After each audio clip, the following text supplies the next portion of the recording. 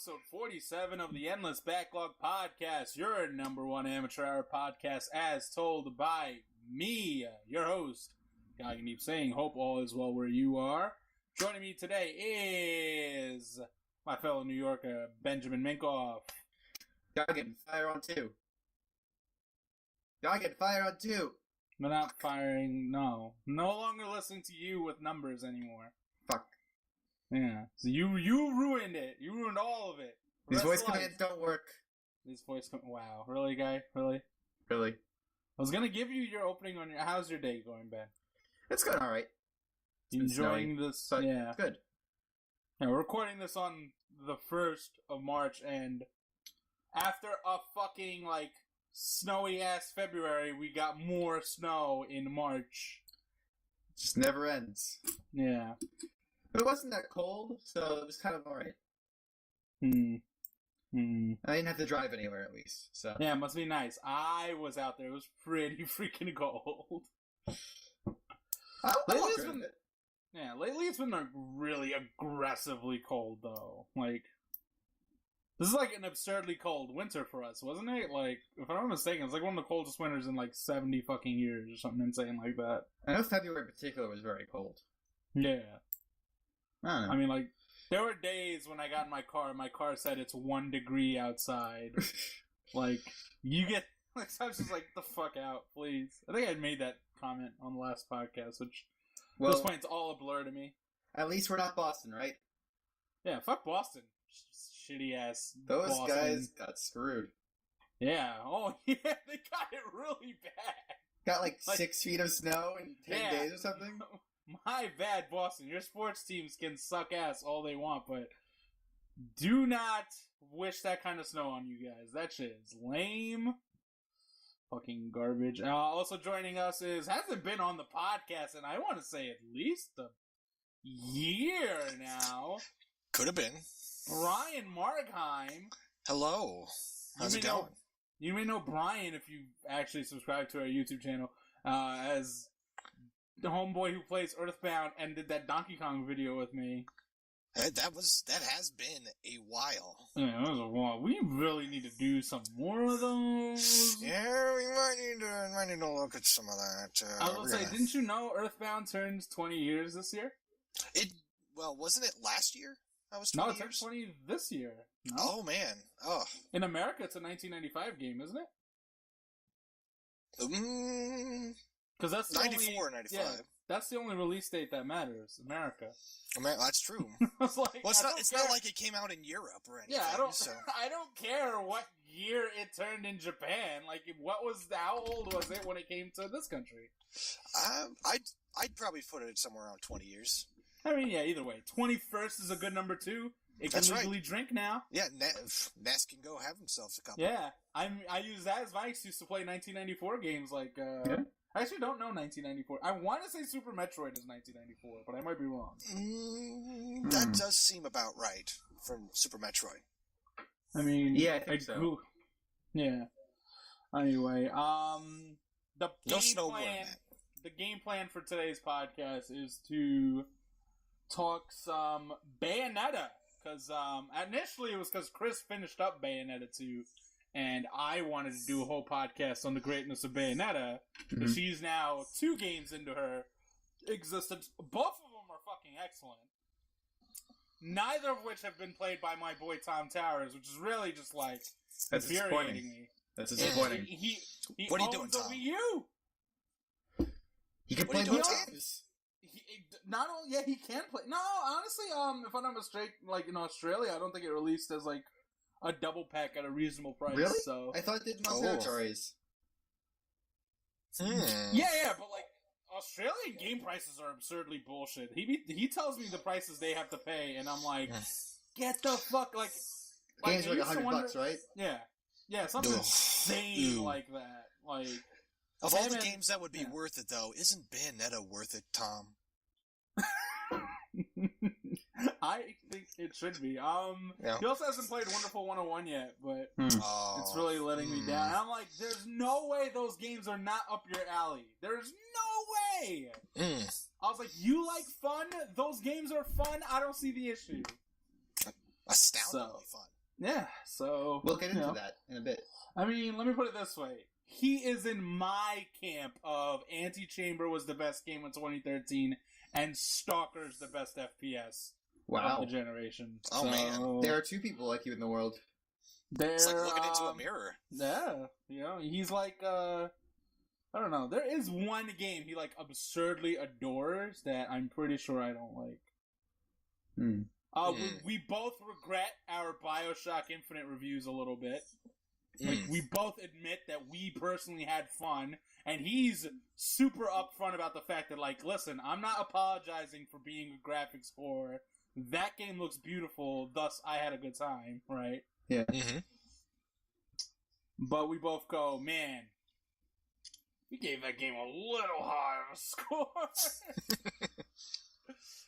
Luckily, that's why I get to get around these things by no longer having review scores and just being allowed to shit on. Which now puts more pressure on me to write the correct things, right?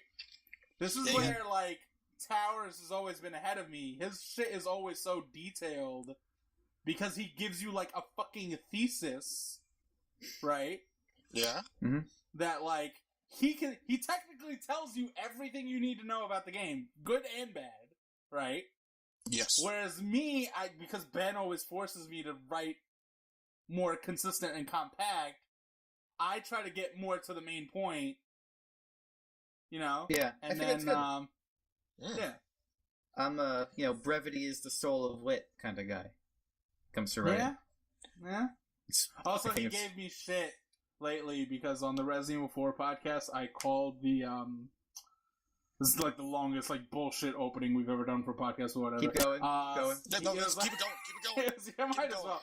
The Resident Evil 4 podcast, I called the enemies witty, and what I was trying to get at was, like, remember when, like, that game was coming out, and, like, the whole idea behind the villagers as enemies versus zombies was... Yeah, it's like, this is a big break.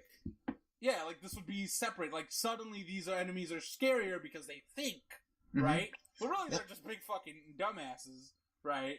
And then I just got into... And then, like, instead of just, like, being like, yo, I fucked up on the podcast, my bad, I'm like, nah, they totally witty. Look at all the bullshit they say in Spanish.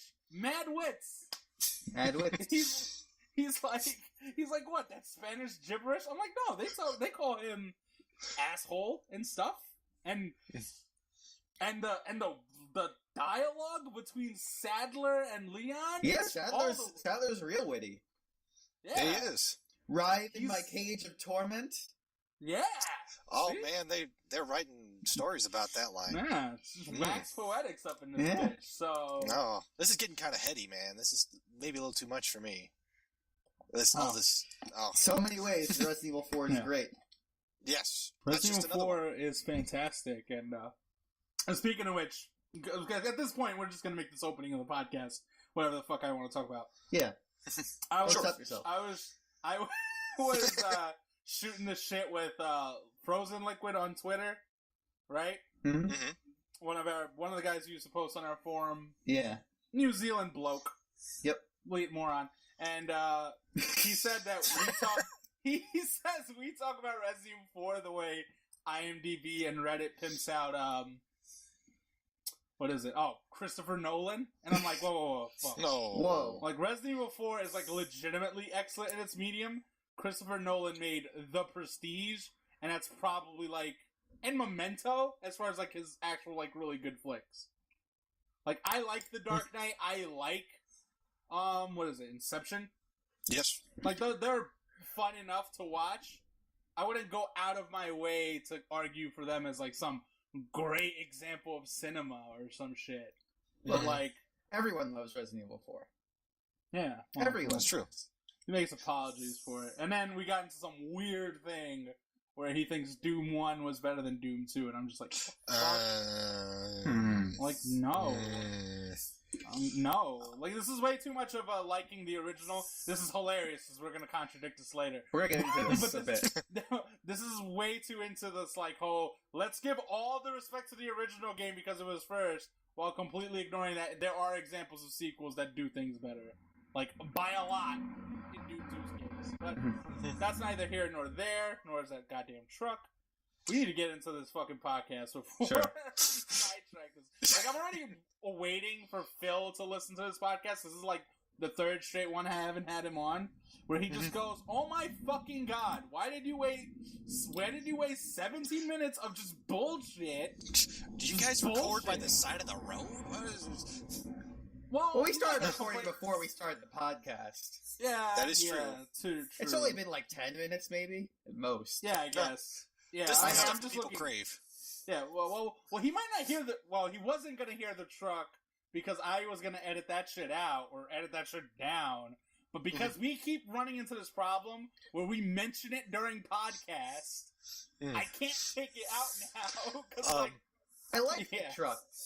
It is a truck. It's my constant companion. It's a returning friend. It's like a secret member of the podcast at this point. Yeah. Just driving on by. Yeah. Just put in his 2 cents. Then he goes along his way. Honestly, he does show up at like some really like heated arguments. Like, it is actually kind of scary. It's like there's gonna be a car crash I happening. don't know what I'd do without him. Yeah. Like, at least half of them are times where I feel like Ben would be the one objecting. Just going, nope, fuck that. Anyway. Keep on trucking. Before we get into Bayonetta 2 talking, you're gonna stop fucking typing for the rest of this podcast.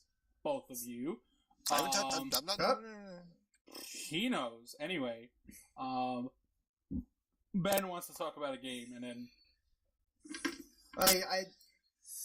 I've been playing a few games lately. I just started There Came an Echo, which recently came out.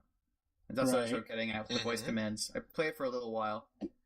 And, like, voice commands are a thing I really like in games, and I like to try games that have them. It was one of the reasons I, like, bought Binary Domain right when it came out.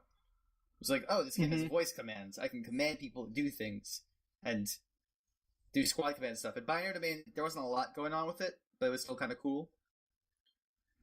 Except it wasn't very responsive, which is always the trouble with voice commands. Yeah, almost like voice commands are a really shitty idea. But I don't think they're a shitty idea. I think they're a good idea. It's just a matter of getting the technology to reach the point where they work right. And There Came an Echo is the closest I've seen so far to a game where it works. It's still not 100%, and they're still working through some bugs and stuff, so I'm going to give it a little while. I'm not going to play it for, like, probably until the end of the week again. But when it works, which is most of the time, I really like the feeling of control you have. Yeah. What? It's so natural. Fill me in. Yeah, fill me in on this game.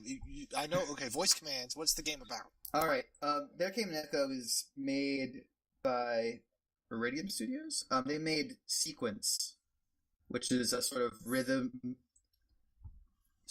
game RPG almost kind of thing. It was fun. Okay.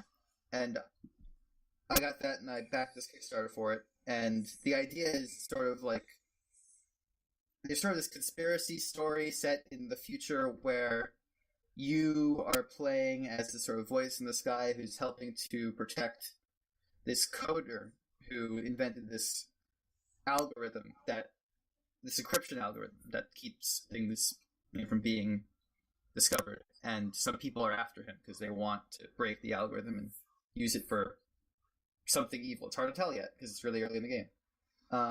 But what happens is like a squad-based like strategy game almost. You're controlling a small group of people, and you use your voice to order them to move to different points on the battlefield to like set up flags, to choose targets, switch between weapons, and you try and dispatch the enemies and keep your shields up and so forth. Okay. And it all plays out in real time, and there's not really like a chance. You can't like pause the game to look at the battlefield and see what's going on. So what's interesting with the voice commands, and it's kind of hard to tell just from the time I spent playing it how much of this is what the technology is and how much of this is me, but like when you're in a combat situation in the game, you have to make sure you're speaking clearly. And if you get too excited or like you start yelling or you start speaking too fast and getting on top of yourself, then the game is not going to be able to respond to you. So you kind of have to keep cool. Keep cool. Okay. Mm-hmm. I see.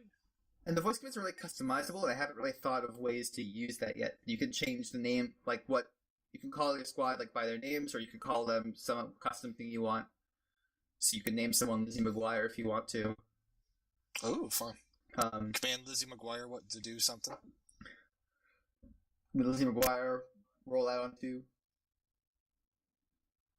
Alpha 2. Mm-hmm.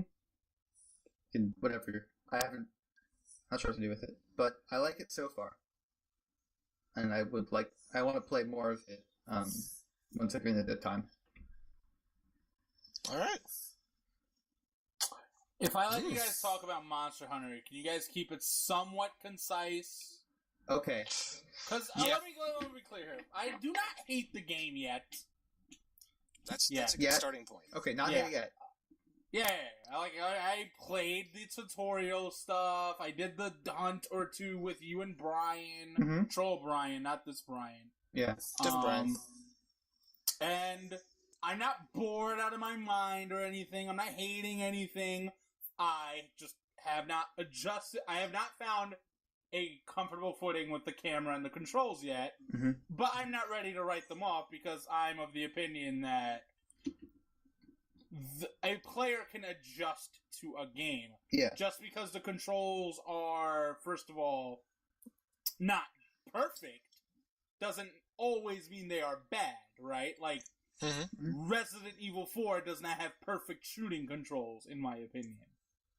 You know what I mean? Like, when you think about it, when I play Resident Evil 4 now, I change it to the control scheme of what, like, a modern third-person shooter would be. So, like, you aim with the right analog stick, is what you're saying. Yeah, maybe? That actually might be a left stick thing. But you're probably right. But, like, the general idea is I left trigger to I left trigger to aim, right trigger to shoot. As opposed to A button to shoot. Yeah, it's pressed on the fucking A button, which is like, the fuck out of here. I have a controller with working triggers. No, thank you. Just the reason there was the A button on the GameCube was because the GameCube had a shitty group of triggers, but that's besides the point. Yeah. Right. But, like, again, there's an adjustment period. Yeah, so you're still adjusting, but you're pretty early in the game. Yeah, like I was replaying Snake Eater, and it's kind of hard to adjust to the fact that you can't, like, crouch and walk, right? Like, if you're crouching, he stops walking. Mm-hmm. Yeah. So, right. But other than that, super. That is weird. I didn't even remember that. Interesting game. Mm-hmm. I will say that. Like, I do like how meaty all the weapons sound when they hit something. Yeah. Everything feels like it has impact. There's good feedback. Yeah. Good weight. The monsters, in general, have, like, they are pretty intimidating looking, if a little ridiculous. Yep. The amount you hunt them, like, I didn't realize how much of it was, like, actually, like... You have to, it's like, not like... you have to find the monster. It's not just, like...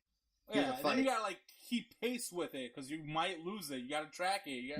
Which, like, the game simplified into, like, just throw paint on it, and then you follow a map. Yeah. Right? Mm-hmm. Was that worse in the previous games, or is that, like... That's about par for the course. That's always been kind of the thing, is... Okay. Probably the biggest addition would be the riding mechanic, where you can jump on the back of a monster and attack. Yeah. And, yeah, I understand. That's all new. That's all new there. And then they have a little different with the climbing mechanics. Just generally, I feel it makes the combat a little faster and the movement around the areas a little bit more fluid. Like, if you go back, I mean, even to the last one, they did the Ultimate one on the Wii U, and then they did the Tri, and then there was another one on the 3DS. A little stiffer. Didn't feel quite as fast, or as, or just as tight. Yeah. It's like, I feel I have more options on the battlefield, or in the area, in this one than I have in previous ones. Yeah, 4 was my first Monster Hunter, but it's, like, interesting with all like the ledges and stuff. When you're jumping and when you're climbing a ledge, even if you're running, your stamina recovers a bit. And so you can kind of use that to, like, keep running through an area for a really long stretch without letting go of the run button. And I can imagine, I don't know what this was like in 3, but I can imagine that, like, you weren't able to really do that in the same way. Oh, it's similar. I think there were definitely less ledges to jump off of. A lot of things were kind of flat. There's still plenty of open areas, but since the jumping mechanic is kind of a major thing, you get a lot more different elevated areas, which is nice. Kind of livens it up a little bit. Yeah, like in the first but generally, level, you have those big cliffs in that one spot. Yes. Yeah. And it's certainly easier to get from point A to point B. Fighting the monsters still feels pretty good. It's always about you could go in and just wail on them till they die, but you get the missions where you have to actually capture them, and you have to kind of know the tells of the monster. Like when they start to drool is when they're hungry, so they'll fly to another area and eat, or you damage a wing or an arm, and then they fall over. And just how they react to damage and things like that. It's just all kind of seeing how the monster reacts and then basing your stuff off that, which is yeah. I've gotten real deep into like I've playing the game a lot this weekend, and I mean I played 4 before, like the Japanese version, and so playing this, a lot of it's very familiar. But I've been kind of mixing it up by trying a new weapon type. I've been playing with the horn this time instead of with the longsword, which I used before, and it's fun, like just getting reacclimated to it again, like getting used to like all the monster tells, like riding a bike almost. I don't know, it's like, oh, I know what these patterns are, I know what things I need to look out for, and I'm still not like perfect at it. I still die more than I probably should, but it's been really fun getting back to it and like falling down that hole of like, you set these goals for yourself, like, oh, these are the things I want to do, these are the things I want to make, and figuring out what monsters you gotta fight to make it happen and stuff. And I like my process. See, now this is where all bets are off, is where how much of this game is killing things because I'm a beast, and this thing is a beast, and we're gonna fight to see who the bigger beast is, and how much of this game is, oh joy, you played this game long enough to get the magenta weapon with the sparkles on it, and it's rare and legendary and blah, blah, blah. Everything you get comes from monsters you kill. Okay. So it's all, you gotta kill the monsters, you gotta fight them and beat them up. And carve the stuff from their dead bodies. How random is it, though? Like, is it, like, in a reasonable feedback loop of the more, like, not, I'm gonna have to play this game and then replay shit just to finally get, like, cool things, and not ordinary bullshit, whereas, you know, like, certain loot games, or I'm just gonna play the game from start to finish, and in that playthrough, I could get something really fucking cool based on how I play the game. Like, say, I don't know, the Souls franchise, where you can get cool weapons on your first playthrough? It depends. The rewards and things are pretty random. It's like, when you kill a monster... Basically what I'm asking, how much of this game is Phantasy Star Online, Diablo, loot games? It is certainly a lot of Phantasy Star Online, I feel. But it feels like the stuff you get feels a touch more rewarding than just having a little red box show up on the ground. Because you do kill things with your own bare hands, and you kind of carve them up and get your parts. There are some parts that are rarer than others, but there are multiple missions where that'll mix up the encounters with multiple monsters and multiple scenarios where maybe that piece will show up with a higher percentage than just the little lowly rank quest you're doing right now. And some of the drops are also responsive to, like, the damage you do on the monster, or it's like, if you want to get its wing, if you break the wing during the fight, you're much more likely to get it. Mm-hmm. You cut off a tail, that's how you get the tail. Yeah. Yeah, wait, isn't that, like, part of like, that I do remember something like that, but, like, part of getting loot in Monster Hunter is dictated in your actual play. Yeah. Yes. Yeah. Like, you break getting the face. The subquests. Like, there is a level of, you play this well, you can completely basically get rid of the grind. Or you play this really shitty, and you're probably going to have to grind because you're not good enough to not grind. Which, that I can get behind, at least somewhat. Yes. Like, if you're not good enough to not be grinding, I can get behind that. That's my kind of game design. That is my mentality of games used to be about get good at this shit. Yeah, You know what I mean? Like for me, like I got pretty deep into the high rank with a bunch of low rank armor because I was able to avoid getting hit. Yeah. And so, if I wanted to make a new armor set, I would have to like fight a particular monster over and over, so I had enough parts from it to put together all the pieces of the armor. But because I was able to play well enough, I was able to stick with something weaker long enough until I wanted to make something better, and then I had to get other pieces of armor. Mm-hmm. But by that time, I'm sure you've fought a number of enemies anyway that you have a nice little backlog of things that getting to those monsters again and again probably takes less time than just going straight on without having to do it, without doing anything previously. And weapons are usually a lot. You don't need as many parts, so, like as you do for a whole armor set, so it's not that bad.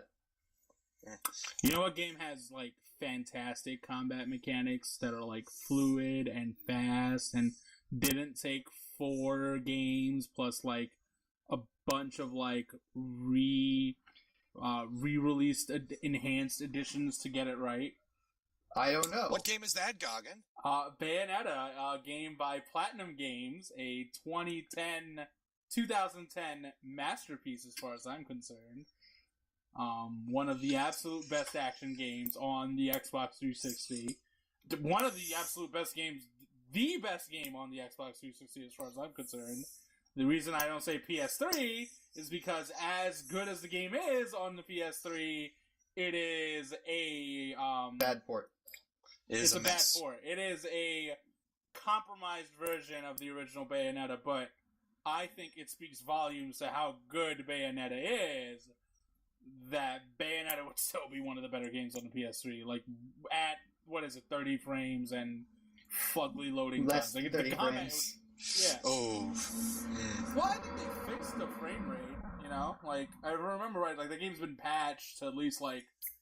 It's more reasonable, I guess. Yeah, it's more reasonable, more... Like, it's still not the 360 port or the Wii U port at this point, but, like, it's still, like, again, like, the combat engine is still there. Like, it is in a compromised state because that game is so much about speed that game being played at half the frames is kind of like, yeah, I don't know. To be fair, Bayonetta ran at, like, not a real PC 60 frames. It ran at what I call the console 60 frames per second. 60 in some areas, yeah, not 60, so 60 in others. Yeah, a lot of 45 frames per second. You know. Regardless of all that, Bayonetta was the number one game on mine and Ben's personals list. Yes. Ben and mine. I stand Ben behind and that. I'd stand behind that too, except for the fact that you totally let me down when it came to Game of the Gen, but whatever. Anyway, and it finished number 2 on our Game of the Gen, right behind Demon's Souls, another excellent game, which happened to be number 2 on our personal list, so it wasn't really that big of a loss for us. Right. So we're like, yeah, no, that's fine. We also got Bayonetta 2 on the Wii U. It won our Game of the Year. We talked enough about that, but I don't think we gave it the detailed treatment that I think that game deserves, given that we had a podcast on Shadow of Mordor, and then we promptly cut that game right the fuck off our list, like, super quick. Oh. Yeah, so... So are we going to be going full spoiler cast, if you will, on Bayonetta? I mean, let's see where it takes us, but I'm not going to shy away from them too often.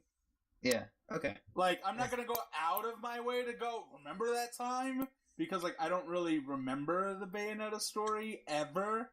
I mean, not in the story sense, it doesn't matter that much, but... But there's so many gameplay sequences in that game, like the Wonderful 101 ending, I regret spoiling if I ever do it, just because, like, it's so gloriously stupid. You must experience it. Nah. That's that good. I told one of my friends who's, like, super into games, and, like, one of the kids I used to work at, like back in when I used to work at Carrabba's, and like about how I thought the ending was like really dumb. Like I was like, that ending is so stupid, and he's like, dude, what? I was like, no, you misheard me. The good kind of stupid. So, apparently now we gotta now whatever. Yeah. Yeah, I mean, that means, say something, but okay. Yeah, it's great. But, whatever. Where do we start with this? I kind of want to start with Platinum Games, like, in general. That's a very good place to start. Because, like, Platinum, right, for anyone that's not initiated, Platinum Games used to be Clover at Capcom. This is the studio that made Okami, highly rated game. Beautiful Joe, highly rated game. God Hand, when Shinji Mikami directed it. Not necessarily a highly rated game, but it should have fucking excellent been. game. Yes. Yeah, I agree. And basically the studio got closed down, and I don't want to say there was like some huge backlash necessarily, but like, you know how the internet gets, like, that company had its diehard fan base sort of, because like the games they made were terrific. Like the games they were making were genuinely one of a kind. They were fun to play. They were rich in terms of gameplay. Yeah. You know, like very enthusiast friendly games. Not really what I would say sell to like a more casual gaming audience. You know what I mean? Like, you're selling it to people who are like super into the know about video games, and like, I mean, they closed. They all really represent like the best of Japanese game design in a way. Or it like sort of like this, like Capcom's arcade legacy of just like making these mechanically focused games where you have an original idea for how to play the game, and everything's sort of built around finding new ways to use it, finding new challenges to face with it, and like coming to master it. I think Platinum couldn't have said it better myself. And those games weren't selling well enough, so Capcom shuttered the studio, and most of those people who worked on some of those great games, some of them who worked on Resident Evil 4, sat on their own and founded their own studio. And with it, we got Platinum Games, who went on to make, I want to say, the 2009 smash hit Mad World. Oh, yeah. Smash hit. Let's get to the gist of it. It's a black and white brawler. Infinite Space as well. They didn't do that before Bayonetta, did they? I think that was the same around that Mad World came out. I want to say it's pretty close. Well, then Platinum did not strong off on the right foot, because neither of those games are particularly good. Mad World specifically is like, now when we look back at it, is the one where I just go, how did this company make that game? Like, I understand they were making games for the Wii, and like, that's a pretty sad thing to be doing, being like a really highly talented studio, having to make games for the Wii, right? Like, I get that. But like, Nintendo super talented, they still fucking make Super Mario Galaxy. You know what I mean? Like, like, Capcom still made Zack and Wiki's. Sin and Punishment was made by Treasure. So obviously that game was really good. Like, I think it's ridiculous that Platinum made a game on the Wii and like had one of its like weakest exclusives. It's going pretty far, but it's not. I don't like that game. Try to tell me I'm wrong. Like I'm not thinking too much about what other exclusives are. I don't. Yeah. Like, when you think of like the Wii's best games, you wouldn't even consider Mad World as an option. No. When I think about the strength of like those games, like the kind of design I was talking about before, like Mad World's design, like it's built around like all these sort of environmental interactions and chaining these ridiculous sorts of kills together, but the mechanics of doing that are slow and kind of clunky, and so the gameplay loop, like once you get past the novelty of like shoving 3 stop signs through a guy's skull and then like throwing him in front of onto spikes on a train or something, He had a chainsaw for an arm, man. That game should have been awesome. But there's not much more to the game than that, and so I remember I played through the first level of that game a lot just to like get score stuff and meet challenges, and then I felt really burnt out on everything else really fast, even though I wasn't replaying it, because I felt like even then I felt like I'd seen most of what the game had. Yeah. Didn't branch too far off from that. Like when you're not like throwing people onto stuff or into stuff, it's just like there's not a lot you can do with the actual combat itself in terms of like attacks or dodging or whatever.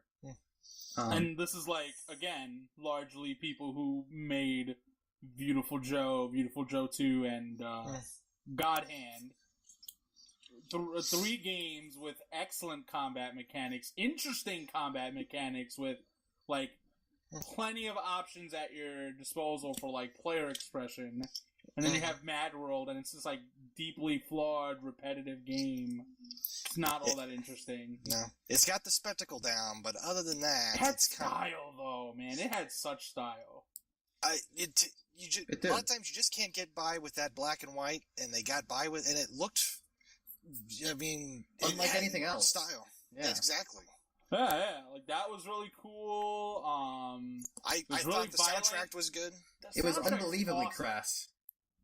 Yeah. Yes. Great soundtrack. It was I thought it was the good kind of crass. Yes. Announcers were good. Announcer was fun. I actually think the story of that game for a beat 'em up is really strong in terms of just like being just enough and being consistent with how ridiculous the violence is and like who that character is. Mm-hmm. It's a lot better than you'd think, and most of those like action games that go story like go really far with it, farther than they probably should. Bayonetta is an example of that, and Mad World actually plays it in a really like just about the right amount, where it like provides context, it like gives you a sense of who the main character is in a way that works with the action of it, but it doesn't like get overbearing and detract from everything around it. It's just too bad the actual gameplay itself isn't where it needs to be. You know what would have improved that game? If it wasn't called Mad World, it was called The Running Man. Think about you know what? If he did a Running Man like as a taunt move, I'd be all about it. But not even Running Man by itself. Running Man by itself doesn't do it. He has to be able to do the dance. Yeah. Like, it can't be one of those subtle hint craps. No. It's got to go all out at that point. Got to go all out? Yeah, that's one of those things you have to go. No, you can't. No. So is this Arnold Schwarzenegger now? Yeah, like that kind of Running Man. Yeah. Yeah, no. No, you're not feeling it? No, I need the Running Man, like, the dance thing as, like, a thing in it. Like a taunt? Yeah, exactly. Take the chainsaw out? And yeah, just, like, full on, like... Steve Blum doing his grisliest voice? Yeah. Come get some as he's waving his arms. Alright, we got sidetracked on this. So Platinum, who at this point is not the studio that, like... Here we are in 2015, and I would argue Platinum is easily in the discussion for, like, currently best Japanese developer. Mm-hmm. I don't see how you have that conversation and not have Platinum in the discussion in some capacity. Yeah. Like, you don't have to pick them to win, because, like, I get that Nintendo is Nintendo, and people love Kojima, and someone out there is crazy enough to act like Square Enix is still that company, right? From Software, like, people might bring them up. From Software, I think is well to me, yeah. Again, From Software, Atlas, and Platinum, like those three are in the conversation. Yeah. Yes. Right, but at this point, right before January 2010, and from when they got closed the fuck down in like 2006. Because I think that studio had to have been around that whole time. They were just working on these games. Mm-hmm. Nowhere in that discussion, right? And let's add more to this backstory a little bit. So, the game's coming out. There's going to be a demo. It got really good buzz in Japan. There was a good Eurogamer freaking review for it that came out early. Because Eurogamer, like, imports their games like that. Mm-hmm. And Ben and El Joseph were hyping this game up around our group. And I'm like, I don't see what's interesting about this game. It looks like and I guess I'm gonna have to apologize to Phil because he's gonna get mad that I said this. I said that it looked like Devil May Cry with a slut. Like, I didn't get the appeal. I was like, why would this even be fun? It doesn't even look interesting. You have to play it. And I went into that demo fully expecting not to be excited for that game. And then, what else did I say? What else? Oh, right. I said that Bayonetta looks like Sarah Palin. You did say that a lot. Which, like, I think we all can agree I was pretty spot on. Like, for large stretches. I don't know. Would you still say that now? Not with the short hair, but Bayonetta 1, yes. First game, yeah. I'd say definitely more in the first game. As much as I like long-haired Bayonetta more, I still think she got the Sarah Palin look. You know, it's the glasses, really. It's really the naughty librarian look. They both have it. Yeah. With Bayonetta, it's so intentional, but Sarah Palin's definitely been rocking the naughty librarian, and respect to that lady, because she's pulling it off. Way too many people get on her about her, like, political opinions, and I'm like, listen, I don't care about that stuff. I'm merely just commenting that for, like, you know, a relatively older lady, you know, she's still pulling it off in her age. Look, as long as you're self-aware about it. Yeah, there you go. Exactly. You know, not everyone can pull off that look. Yeah, I'm not exactly trying to go like, oh yeah, Sarah Palin needs to be our president because I really hate America that much. Like, I really hate myself that much, I'd vote for her. Come on, let's not get carried away here. So you play the demo. So, then I played the demo, and I had to eat some fucking crow, which doesn't happen at all, almost ever at this point, because, like, let's not even joke. When I start dissing something, I end up being right. Anyway, that's neither here nor there. That one I ate a lot of fucking crow on, because, like, that game ended up being really fucking fantastic, as shown by my gross love for that game. Almost, like, annoying love for that game. Mm-hmm. So... What would you say, like, sets that game's combat apart? Because, I mean, as a beat-em-up action game, like, they lived and died by their combat, you know? Yeah, so, like... What do you think makes Bayonetta feel different? Yeah, I was always a big, like, Ninja Gaiden guy. I love Devil May Cry, but I wasn't, like, when it came to Devil May Cry versus Ninja Gaiden, I was Ninja Gaiden all the way. But whatever it was about Bayonetta, like, I think first and foremost... the controls are more elegant than Devil May Cry. Like, I think Devil May Cry is excellent, but Devil May Cry is also very busy with its controls. And that's not inherently a bad thing, because, like, that's also why Devil May Cry is, like, sophisticated in its combat engine as it is. But, like, Bayonetta being so elegant, it was very easy to pick up and instantly, like, crazy town. Like, it could throw crazier things at you from the word go because it made it simple enough to understand. The basic feedback loop of that game is you hit a trigger, the game goes slow-mo, and you mash some buttons and you put up a combo, right? Mm-hmm. But, like, that's the basic... Like, if you want to make it to the finish line, that'll get you to the finish line.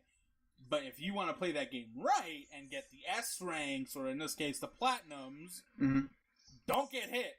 And those enemies come at you pretty hard, pretty often, in large numbers. It's a whole lot of chaos. A lot of shit is going on. And there's so many combos at your disposal just using two buttons, like just Y and B, with like a little bit of a delay. You're not in, like... If I'm not mistaken, a lot of the combos in Bayonetta aren't really, like, directional based. Like, there's a few. There's, like, a couple. Yeah. There's a few like, moves. Otherwise... Like, single moves. Yeah, it's like single moves. Like, I don't ever remember the moves, but it's like the ram your sword really hard at a guy real quick to, like, cover distance. Like, that move, or, like, a portal kick or whatever, or, like, one of those launcher kicks move. Yeah, the launcher moves. Exactly. And, or you use the directional, like, the analog stick to, like, go in a circle so you can set up, like, a spin attack of some kind. Yeah. And, like, the on-the-fly switching was interesting to me, which that came once I got the game, once I got more items, because then, like, a whole new, like, range of weapons showed up, right? Like, because now, like, I was making combinations with, like, the whip and the ice skates, just to make those work, or, like, the pistol, the shotgun specifically, with the bazooka tonfas. Or if you were really insane, double bazooka tonfas, because they're motherfucking bazooka tonfas. Yep. All those bazookas, man. Yeah. Oh, so, great. Great weapons in that game. What was it for you then? Like, I'm curious now, why did you ask that question? Like, why? I mean, I think, like, there's sort of, like, these philosophical choices you kind of have in action games in terms of how they work. Mm-hmm. And, like, when I think, like, and it affects so much of, like, what the feel of the game is like. Mm-hmm. And so, I mean, like, I like the way Ninja Gaiden handles a lot more. I find, like, the movement in Devil May Cry to be really, like, kind of weird. Stiff, yeah. Mm-hmm. Devil May Cry, I think, for all its brilliance, Ninja Gaiden and Bayonetta are just slicker. I think I've said in the past, Devil May Cry's movement reminds me of Tekken. Oh. Which I don't mind that comparison at all. Yeah, I could see where you're going. Where, like, unless you, like, make a really specific move, you're moving very slowly a lot of the time. When it's, like, your default, it, like, you don't have a lot of speed. But yeah, like, Devil May Cry, candy very really fast, but that comes from, like, executing lots of moves and being exactly. flurry of offense and being on top of people, and you use your jump a lot to dodge. Yeah. Because you have, like, some invincibility there when you jump. Mm-hmm. And Ninja Gaiden, you have the block, and you have a lot of very aggressive enemies. You're constantly kind of, like, fighting for your life, and like getting through these really tense situations that way. But Bayonetta is kind of, like, in the middle of those two things in a way, because you don't have a block in Bayonetta, really. There's, like, an accessory that lets you parry, but it's not the same kind of thing. But because of the power of that dodge on the, like, grinding that trigger, you're always encouraged to, like, be in the fray, and even when there are all these attacks coming at you, you always have the tools to handle it right there, as long as you're paying attention, as long as your timing is good. Yeah, and you can't, like, really, like, just mindlessly mash the buttons, because, like, the whole time, you need to manage the battlefield and be paying attention, and, like, a lot has been made... get screwed up. Yeah. And a lot of people like to get on, like, how busy the enemy designs are in Bayonetta, right? Right? Yeah. But, like, I always thought that that criticism works in, like, say, like, JRPGs that, like, are so presentation heavy to the point where, like, you can't stop noticing how ridiculous this thing is. But, you like, just see him, like, every cutscene is, like, the same... But, like, keep going. No, it's like, but at least with Bayonetta, they're all the enemies are very elegant, but they differentiate themselves enough where you're not, like, just staring at them. You're too busy focusing on dodging and the combat to spend too much time just looking, oh, wow, he looks super intricate. I'm going to destroy his face. And that game... Yeah, but, like, what I was trying to say is, like, because they're so busy, like, what they are going to do is actually super fucking clear, because, like, they stick out. Like, certain parts of their bodies just stick out. Like, the part that is going to attack you ends up sticking out like a sore thumb, as opposed to just getting lost in the shuffle, which, like, in games that just throw large enemies at you, part of the issue ends up being is, like, you just lose track of everybody because they all look the same. Yeah, that game is... Like, the tells in that game and Bayonetta are super, like, really obvious, which is pretty amazing considering how many effects, like, get thrown on the screen when you're, like, doing your, like, weave attacks where all, like, the hair's popping out all over the place, or, like, you've got your bazooka tonfas making explosions everywhere, or whatever, or, like, there's some, like, giant crazy storm going on, and, like, you're, like, on a clock, and it's falling and spinning in space, or whatever, like, but even when that's happening, like, all the attacks are highlighted very clearly. They're, like, just like a flash of light almost when they're about to attack. You can see, like, it's like you always know when something's coming. So it's almost never cheap. You always have the tools. No, I would. Yeah. And so it's like just Devil May it's Cry. paying attention. Yeah. Yeah, and like Devil May Cry, like the combat system is still like if you keep spamming this one move, the payoff in your combo score is like diminished. Like it wants you to keep throwing, like learn some new combos, learn to mix this up, throw them in the air, juggle them, do something, throw your finishers out there quicker because don't waste our time just going why. Yeah, it's good You know what I that it's like accessible. It like gives you that option. Like when you first start with the game, you're just like mashing the attack button, and you're gonna get this combo, but it takes a long time. And once you get deeper into the game, where enemies are attacking more, or you're worried about your combo score, then you have to start mixing up to manage the battlefield better, and it gets even more rewarding. There's all these sort of levels that you gain.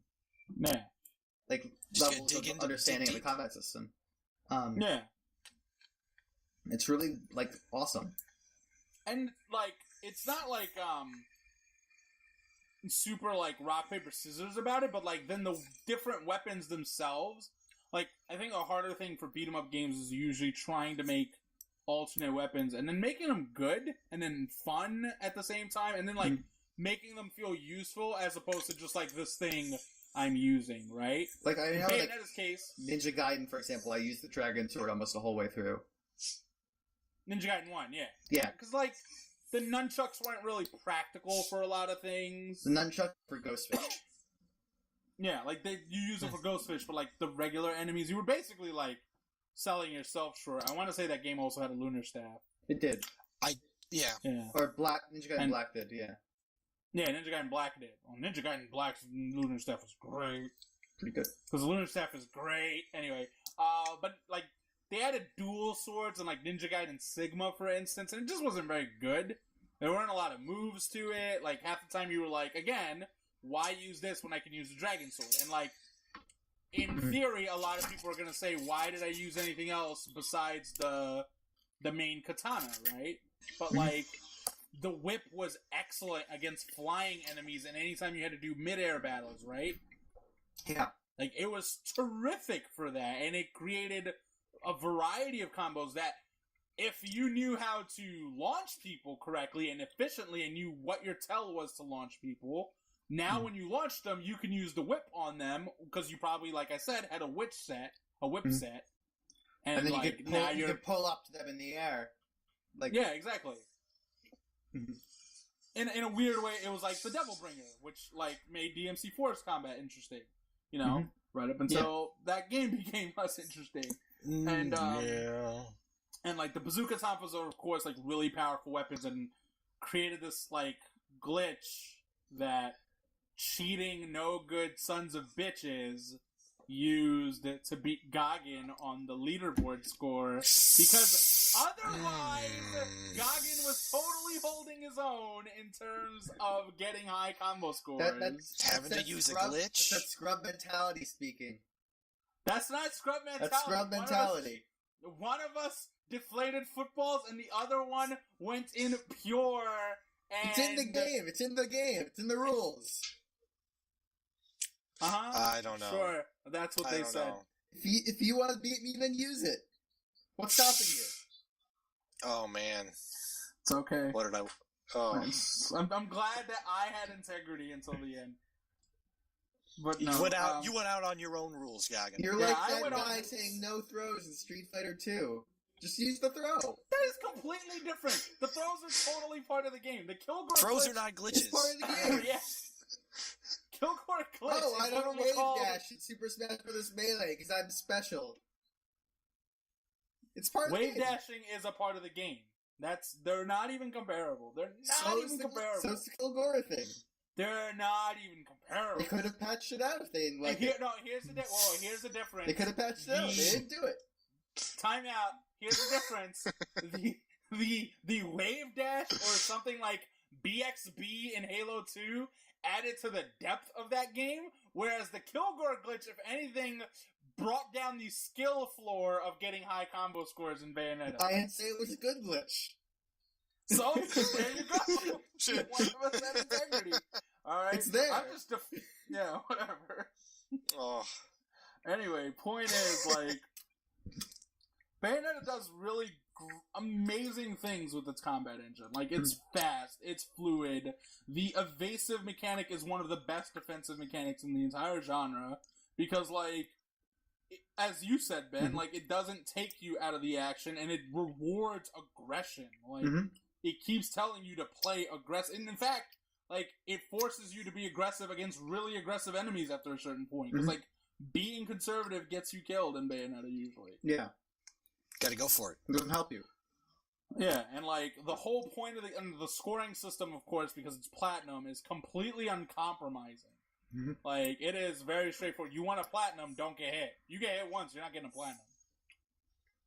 Right? You better dodge efficiently. Yeah. I mean, like, your combo score can be pretty high. Your combo score, for instance, could be a Platinum. Your time could be a Platinum. But if you got hit once... Sorry. Yeah, peace. Sorry. God forbid you sucked enough to not finish the level without dying, which is another one. Well, that really hits you in the junk right there. Yeah. Looks like you're getting the silver. If you're lucky. Yeah, but it's like people can't fathom, like, it was always weird, like, when Bayonetta was, like, too easy, quote-unquote, for people, and it's like, the game wants you to beat the levels without dying on your first try, pretty much, because, like, the scoring system doesn't get easier for the newbies or the veterans. Like, if you're a veteran, you're gonna play that game on the harder difficulties, and now we're just gonna throw crazy shit at you. But the scoring system is the scoring system. Like, you must play this well and not get hit. Yeah. Like, it is it's just so fantastic to me. But and the progression of Bayonetta 1 especially is, like, just in terms of introducing new enemies that force you to use the combat in new ways. You get, like, Grace and Glory, the fire and thunder pair, and they're really aggressive. And then later on, when you're in hard mode, the Durga guys. There's the two dogs. The dogs. There's the chicks. What are they called? Joy. Yeah, the Joys. Like, there were a lot of the thing about Bayonetta that I thought it did absurdly well were, like, it's individual enemies, and, like, it's sort of a lost art in, like, beat 'em ups, but, like, you beyond just the bosses and, like, big heavy set enemies, like, you need to make, like, standard enemies feel exciting to fight, right? Yeah. Like, I thought God of War as a series, one of its biggest drawbacks is, like, trolls and orcs and shit, like the big, like, ogres, for instance, are Cyclops. intimidating. Yeah, like, they're intimidating, but, like, the fucking Medusa heads are a pushover. The harpies or whatever. The standard enemies are, like, massive pushovers. Yeah. Yeah. Yeah, they just get you between gods, really. Yeah, like, but, like, in Ninja Gaiden, you had your ninjas, but then you had, like, the white ninjas or some shit, or, like, Spider Clan ninjas that were, like, not only throwing exploding shurikens, but, like, motherfuckers had combo moves you hadn't seen the rest of the game. Or, like, they'll grab you if you're blocking too much. Yeah, exactly. Yeah. Like, they force you to be more aggressive than you've been. Like, they take your, as I like to put them, like, fail-safes out of the way. Yeah. Right? They force you to be better. Yeah. Like, I think Platinum Games gets rightfully accused of having very high standards for their players to, like, live up to from their scoring standpoint. But, like, to play their games, there's usually a lot of fail-safes in the game to, like, bail you out. Like, but if you just look at the end, yeah.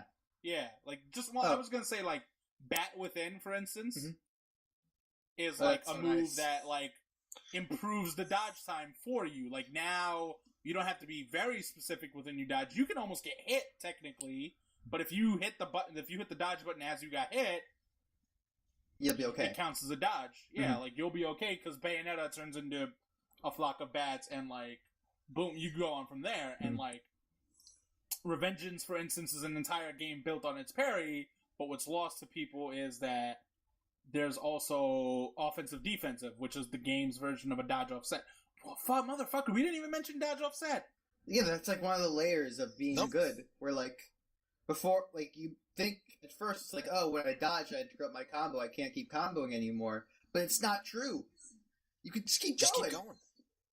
Yeah, so, like, the real hook of Bayonetta's best combos is dodge offset is like when you are dodging, you should be hitting some type of an attack button.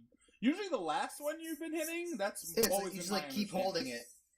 You keep holding the button when you keep dodge. Holding the button you were, like, let's say you were hitting them with whatever was on her legs, right? And we should have actually explained the controls too, but whatever. That's the B button on the Xbox. So that's the B button.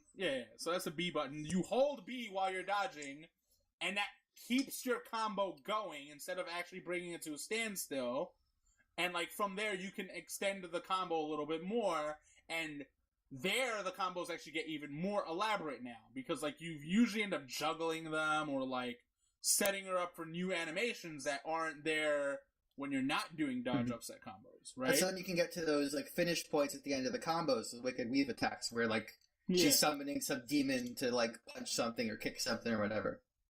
Yeah, exactly. And then, like, it's just such a terrific fucking game. And, like, oh, man. Not enough is made. Like, it's whatever. Like, her design is that she's got guns on her heels, but it's actually super cool. So every one of her limbs can hold a weapon. And, like, you know, certain weapons don't work on both limbs. Like, obviously, you're not going to put a sword at her legs. Although in Bayonetta 2, you can put the dual swords at her legs. There's no way that works in reality. Yeah. That's who gives a fuck? Who gives a fuck, anyway, right? Yeah. You put flamethrower. Oh, let me get the. That's not even like the beginning of Bayonetta. Like ignoring how reality works, but like you could put shotguns all around. Shotguns at her arms, shotguns at her legs, or bazooka tonfas again, and like the ice skates, which I think are nothing short of one of the coolest fucking things to throw in a game. Cool. Yeah, and so again, it created like this interesting group of matchups and weapon combinations that like added to like your offensive possibilities. And then where Bayonetta really put it together, as you put it, Ben, is like the different scenarios it kept throwing at you, because like the boss fights in this game could be like the sequel's case too. Yeah, the sheer spectacle of it, like the boss fights in Bayonetta that are like the opening act could finish lesser games. Like Rage ends on a sissy-ass boss fight, and the opening boss of Bayonetta would have been an amazing finish for that game. Like, Bayonetta 1 or Bayonetta 2? What? We're talking Bayonetta 1 or Bayonetta 2? Both? What's Bayonetta 1's opening boss? The two-headed dragon. Oh, that's like Chapter 4, though, right? I'm saying, like, Bayonetta takes a while to get you to a boss, but, like, that's the difference in structure. Yeah, but that's a really good... The first boss in those games the first boss is usually, game, like... Yeah, it's like, crazy fight. Yeah, like, Bayonetta doesn't actually start subtle at all. Bayonetta's, like, the opposite of subtle. You know what I mean? And it's just, like, super bombastic, and, like, it keeps building up. Like, you're eventually fighting this monster on, like, in the middle of the fucking ocean while surfing on, like, a plane door. Right. Or some shit. Yeah. And then, like... yeah. So kinds of stuff. We don't... Then there's I don't even know if we want to do the spoiler stuff. Well, I was going to say there's Jean. I don't want to get into, like, the final fight with her, which is so fucking cool, but, like... You're fighting her in a cathedral, and it's like you're fighting upside down and shit. It goes, goes onto the walls and stuff. Those John fights are like, all like excellent fights. Yeah, because she's using all the same tools you're using in terms of her combat. Exactly. Which has always been like one of the better boss fights in that entire genre, right? Is like when that enemy is using either. Yeah, the rival enemy is always like people like whatever. Like, I don't mind that they get recycled. Like, so long as they constantly build on it, the way, like, Jean does in Bayonetta or Virgil does in Devil May Cry 3, it's excellent. Yeah. You know? Oh, yeah. There's a reason people really fucking like Virgil in Devil May Cry. There's a reason Nero Angelo, or is it Nello Angelo? I don't know. Whatever. There was a reason that motherfucker was cool in Devil May Cry 1. Right? Yeah. And, Jean's awesome. Again, like, we're trying to avoid... Bayonetta was crazy. Bayonetta was a crazy game. That putting it super simple is just it's almost undescribable how just balls out fucking insane. Like, that game opened with like you on that like clock tower fighting angels, and it's like falling and like spinning around, and there's all this stuff going on in the background, and this crazy songs like blaring out. And it's like, whoa, this is awesome. And it's just like the very... And the game has like a really cool, like, J-poppy Fly Me to the Moon mix, and it's awesome and fits the game.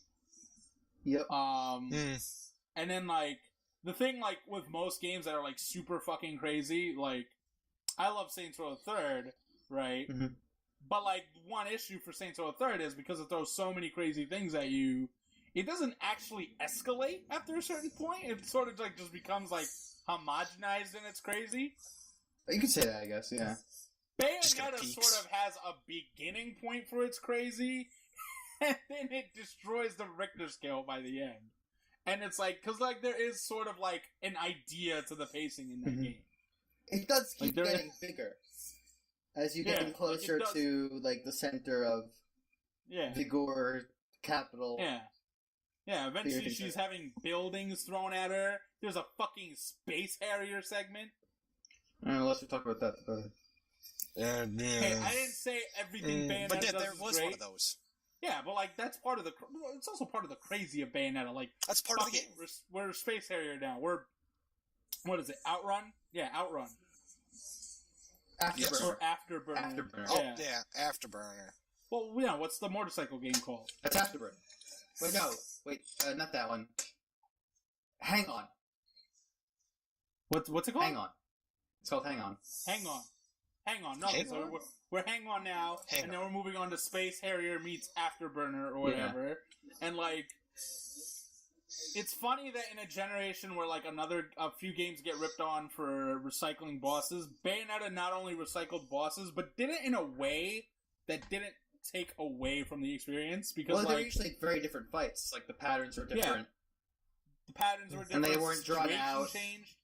They were inferior versions of the boss fights, but they like sold this narrative where like Bayonetta's getting more powerful, and you, the player, are getting more powerful as the game goes. And going. Things are building to this point. That's one of the things I think Bayonetta is one of its best strengths. Like once you get to the end of that game, like I was so pumped when that game ended. It was such a wonderful, amazing climax. So, like that's why I sort of wanted to see if we could get to that or not. Get it? Do you get it? Do you get it? It's a climax. It was like a non-stop, infinite climax happening all the time. See, now you're just trying too hard and ruining it.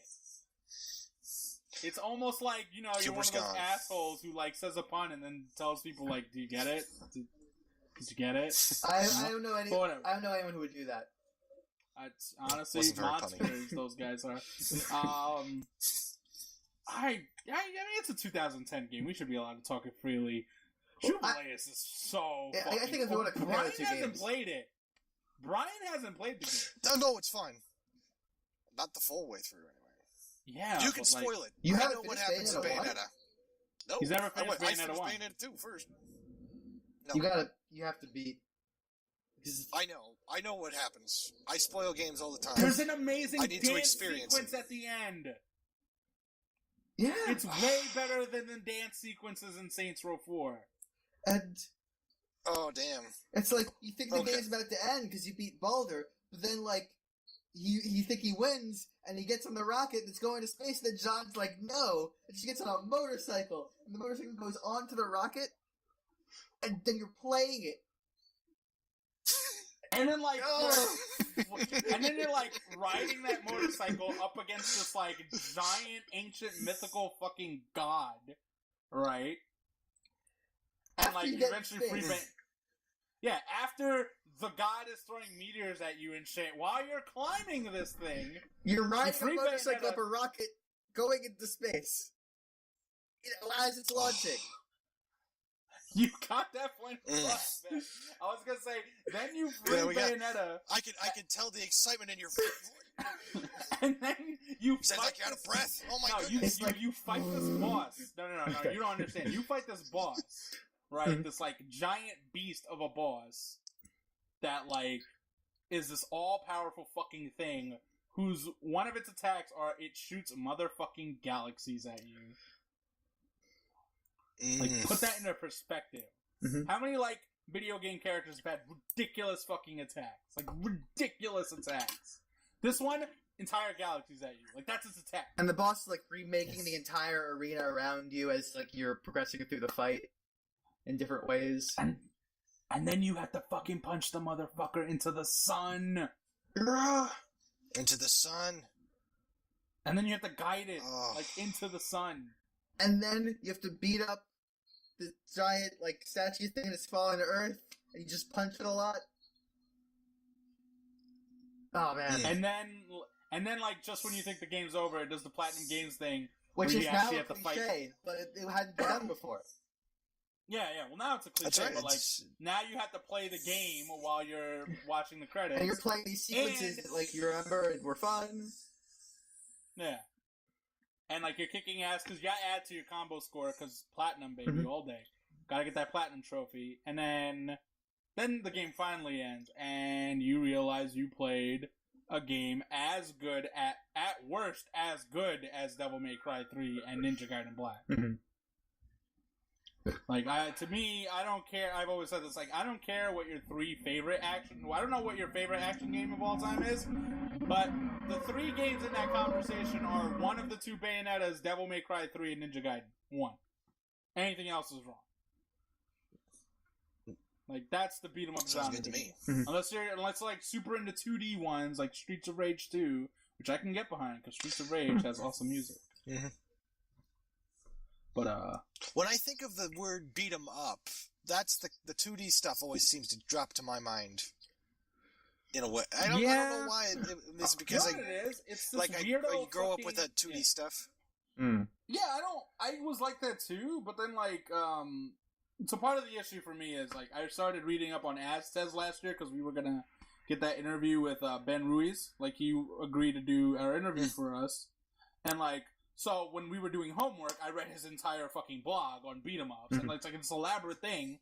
And it's like, why the fuck did people start thinking beat 'em ups are just fists and not when you have a weapon it's something else? Because he's right, when you think of Ninja Turtles, that's a beat 'em up. Like, but they've all got weapons. Oh yeah. But you get weapons all of a sudden, and it's like when you think about what Devil May Cry is, what Bayonetta is, what Ninja Gaiden are, they're evolutions of what Streets of Rage, what Double Dragon, what those games were doing. Because like, those games were you walk forward, a bunch of enemies show up, you beat up the enemies, and then the game goes away and you move on. Yeah. And like that was part of replaying them. There was like always like these boxy areas. The boss fights were always like part of the reason I'm excited for Aztez is because he does bring up like one of the greatest points. Beat 'em ups got to a point where they created so many elaborate combat scenarios and sequences, and like, I mean, Bayonetta's fucking batshit insane. Mm-hmm. Like the fact that the lineage of this genre is somewhere before Streets of Rage and Double Dragon to eventually ending up at games like Bayonetta, and then it's like, but like the general structure of this genre has stayed the same. Mm-hmm. And that's where like Aztez is trying to mix it up and it's trying to throw in like you're playing Risk, and then there's also a beat 'em up game attached. And that's interesting. Like that's a unique thing for this genre, right? Yep. But like that's why I think it's a beat. Like I hate the word character action game. That is maybe the worst genre name I have ever fucking heard. It is worse than when people It's almost say, like it's demeaning in a way. It's not that it's demeaning. That's not my issue. What's your like, issue? Okay, so you know how when people talk RPGs, it's like you're playing this role and playing a game, and it's like that's every fucking game ever made, ever. And when I think of the word character action game, I'm like, what the fuck is the difference between this and other games that would be classified as action games? Like shooters, for instance, are action games. Are we saying Max Payne isn't a character action game because you play a character and it's an action game?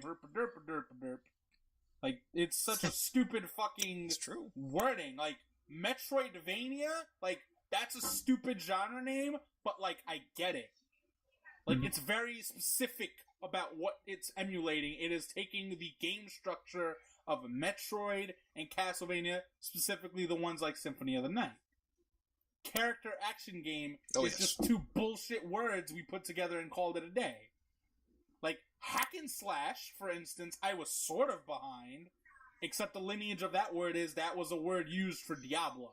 How do you think relative to Metroidvania? Character action versus Metroidvania? Which is worse as a name? Character action. Metroidvania actually justifies itself. Character action is just like grade A jive. That's jive. Oh, yeah. Metroidvania just sounds stupid. Character action is jive.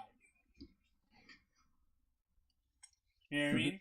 There you go. My beef with Metroidvania is that just because Castlevania didn't get the full fucking name there, the fact that it's there, and it's not just Metroid-like, because Lord knows when it's a Zelda fucking clone, it's a Zelda clone, but I can't call them Metroid clones, I have to call them Metroidvanias.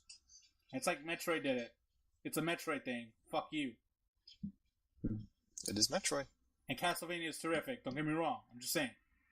But, like, I can get behind... Like, I will accept that the world never came up with a better term than Metroidvania, but there's no way character action works when beat 'em up is perfectly fine. It's a 3D beat 'em up. Like, how is God Hand not a beat 'em up? Explain that to me. Is God Hand that so different? beat 'em uppy. Ugh. Yeah, but like That's God Hand is, but God Hand is is just in line with what Devil May Cry, Bayonetta, and Ninja Gaiden do, though. Like, are you really telling me it's like, yes, the combat engine is completely different, but like the core action, like the core thing you are doing is it's like saying Halo. It's like saying freaking Halo and Wolfenstein are really different and can't be part of the same genre. It's like, it's first person and you shoot dudes in the face. Come on. Mm-hmm.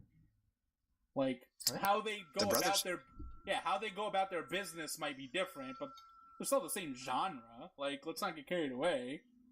You know, not getting Phil levels of crazy here where he was like, Revengeance and Bayonetta aren't comparable. Like, they're comparable. Come on. Oh, jeez. It was funny, though. Oh, my God. Did you listen to that podcast, by the way, Brian? You should. Like... I should. The victory me and Phil I should all achieved... our listeners. As should all our listeners. I was going to say, but the victory me and Phil achieved for Metal Gear Rising Revengeance is honestly fucking fantastic when you considered it was the entire room against us two. And like, and I don't care what anyone says. If you are a neutral party member, the only argument you could make is that we were stubborn, but there's no way you could argue we had the lesser argument. Like, there was no way our argument wasn't more detailed and more dignified for a game to get on a list. But that's neither here nor there. I don't want to brag. We're kind of about losing track of things here. Yeah, whatever. But I don't know. Fucking Bayonetta's terrific. Yeah. Go play it, Towers. Yeah, asshole. Let's do it. So find a copy. And Bayonetta then 2. Well, I was gonna get into like the plot. I guess we should get into Bayonetta. Well, like, after Bayonetta, Platinum went on to become, well, Platinum, more or less, at that point. I mean... Like, Vanquish ended up being a good game. Yeah. Like, Shinji Mikami directed that one, but, like, it was still a Platinum joint, and it was, like, tons of spectacle, tons of crazy. You had like, what was it? Boosters on your fucking knees. Yep. And you played, like, this really fast third-person shooter. Mm-hmm. And Metal Gear Rising Revengeance was... really fucking good. The parry system's amazing, and oh fuck, we didn't even talk about the moon of Makakakawaka. I don't know how to say the items in Bayonetta. The moon of Malakala? Yeah, that. Like, we didn't even talk about whatever. I guess we don't want to get into that. Bayonetta. There's a lot to get in. Right? We could talk about Bayonetta for a long time. Yeah, the Wonderful 101. It's a Hideki Kamiya game. I mean, we gotta get to it. Bayonetta 2 is the official like exclamation point, in my opinion, to Platinum status as a great developer, because before Bayonetta 2, I think they make one great game in Bayonetta, excellent game, I'm using it in sort of like, classic. You know, 9 out of 10, genre-defining, one of the generation's best, and then like Metal Gear Rising, Vanquish, and The Wonderful 101, they're all really good games, they're totally worth playing, they're replayable. but they're sort of like all of a sudden it's like, Bayonetta was a bit of a class better than these guys. Mm-hmm. You kind of haven't really come close to that. And Bayonetta and 2. The other, and the other thing, and then Bayonetta 2 is sort of like, we can double down on it. Mm-hmm. Like, we can do the Nintendo thing where we make Mario Galaxy, and then we make Mario Galaxy 2. Yeah. And both are fucking excellent. And it's like, they made Bayonetta 1, and say whatever you want, but the genre has usually been bad to sequels. Mm-hmm. And the changes they made to the combat engine are like, just undeniable improvements, I think. Yeah, it's like, it's more fluid in the animation department. Well, I think even particularly more weapons. The Umbran Climax is a really, really good addition. Because before, you accumulate magic points as, you fight, and the only way you could use them was for the torture attacks, and you had to, mash a button during them, and it just does a bunch of damage to an enemy, which is okay, whatever. But it's not that... And it's like, you only used it when you were ending a combo. Yeah. Yeah, well, it's like, you had more reasons to not use the finishers. Yeah. Because, you were trying to build combo scores. Yeah, I want to keep hitting things so the multiplier goes up. Yeah, I would use the finishers specifically when I knew that thing was about to die. Yeah. So I could pad it a little bit, yeah. Yeah, and it's like, that's not how it's supposed to be, It never really felt like a satisfying part of the flow of the combat. And the Umbran Climax is just an exclamation point on everything you normally do, which boosts it even more. So normally you have your attacks end, your combos end in the Wicked Weave things. And while Umbran Climax is active, which costs the same amount as a torture attack, all your attacks have that same force. And so all your attacks can really crazy. Stun the enemy, have a lot of hit stun on the enemies, so you're pretty much... They take up the screen. You're all but invincible during it, and you just... It's this short breather kind of, and it lets you control the pace of everything. And it doesn't take you out of what you were doing before, it just lets you keep it going. And it enhances your ability to, extend combos. And specifically, it's great, for the platinum runs, pure platinum runs, because, now for those quick times, those quicker areas, where you need to get these guys really quick while still getting your combo in, to, I need my Umbran Climax for, this situation. They had scenarios specifically in mind, not only should you have saved your Umbran Climax for now, but this is when you use it, for, this sequence. Yeah. And it's, clever. Huh. I really like that. Yeah, I thought that... I think that makes the combat even more fun than Bayonetta, those combat moments. I think Bayonetta 2's advantage is that, it's the leaner, meaner, and cleaner version of Bayonetta, because, a lot of, when Bayonetta got away from its combat, the only thing it was really good at, in terms of as an action game, its sidesteps weren't always good. The Angel Attack mini game was fun. I had fun with it. That's not... Ben hates it. I don't really I just start skipping at a certain point. Hello? A fucking guy. Yeah. And, the motorcycle sequence is not great. Yeah. The Space Harrier segment's not great. Anytime that game threw up quick time events, it was the fucking worst. There's a turret sequence in the penultimate chapter that isn't good because no turret sequences are good. Yeah. You want to say no turret sequences are good? What turret sequences are good?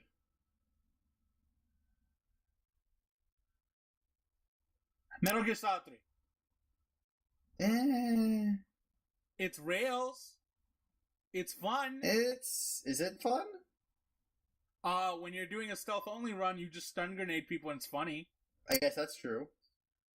And, it's hilarious how, two people on a bike while people have fucking guns will stand there, but you're gonna throw stun grenades at them and they're all gonna fucking stop. Yeah, or hit them with a tranquilizer gun. It's weird. It is fun, and you can't say it's, super easy and mindless like other turret sequences, because you actually gotta fucking aim those guns in Metal Gear Solid 3.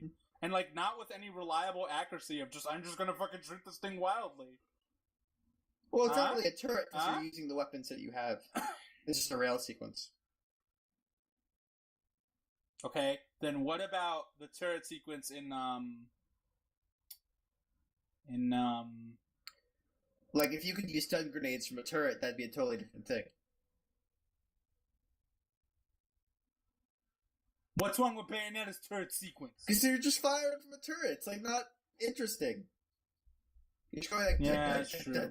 It's Yeah, it is pretty long. That's a really long chapter. But Bayonetta 2... No turret sequences. No turret sequences. And it's like rally sequences are actually pretty... Like, it's motorcycle-y thing. It's actually kind of fun. Yeah. And like, when you're doing your own like Space Harrier-ish segment in Bayonetta 2, like, it's like the super cool mid-air boss battle thing. Like, oh, speaking of which, mid-air boss battles in Bayonetta 2, man. Holy shit. That's a good addition. Like, in terms of the spectacle, upping that level. In terms of, like, spectacle, like, they just basically said, okay, Bayonetta can fly now. Fuck it. We're fighting motherfuckers underwater because fuck it. Why not? You know? And it's like, it's super awesome where they went with that series. And, that EL transformation like makes those underwater levels pretty tolerable. Yeah. I was dreading them early because I was like, man, I don't know if I'm gonna like this.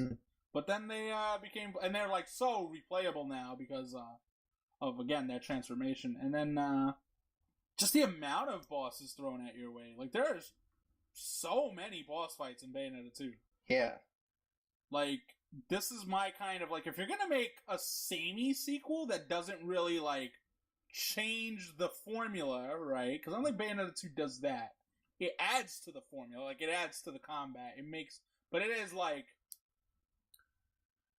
I mean, I don't want to knock our game of the year, but it is sort of like the bad kind of sequel. It is a very sequelitis sequel. You know what I mean? Yeah. That's not to take anything away from it, but like, yeah, well, like the things Bayonetta 2 does better are like, yeah, you're the second game. You better do this shit better. You know what I mean? Like nothing's like we took Metal Gear and now we took it out into a jungle. Like just a completely different concept. You know what I mean? Yeah. In a way, or like a natural evolution that makes sense, but is an actual evolution. Whereas Bayonetta 2 is like like you said, it's more fucking Bayonetta, which just happens to still be an excellent game for right now. Yeah, you know what I mean. Like, but I feel like if they made a third one that's like that, then at some point you just go like, well, I mean, you know what I mean? Because even because even in Platinum's like all they do are beat 'em up games, but like how different is the Wonderful 101 from Bayonetta? How different is Revengeance from Bayonetta? You know what I mean? So yeah, there's always kind of like a personality that you have, like an action game sort of defined by what the combat feels like. Yeah, and there's lots of different ways to do it, and I mean, you can't really like change that identity too much, or it doesn't feel like Bayonetta anymore. Yeah, but like at the same time, like you know, but yeah, I feel like there's at some point like.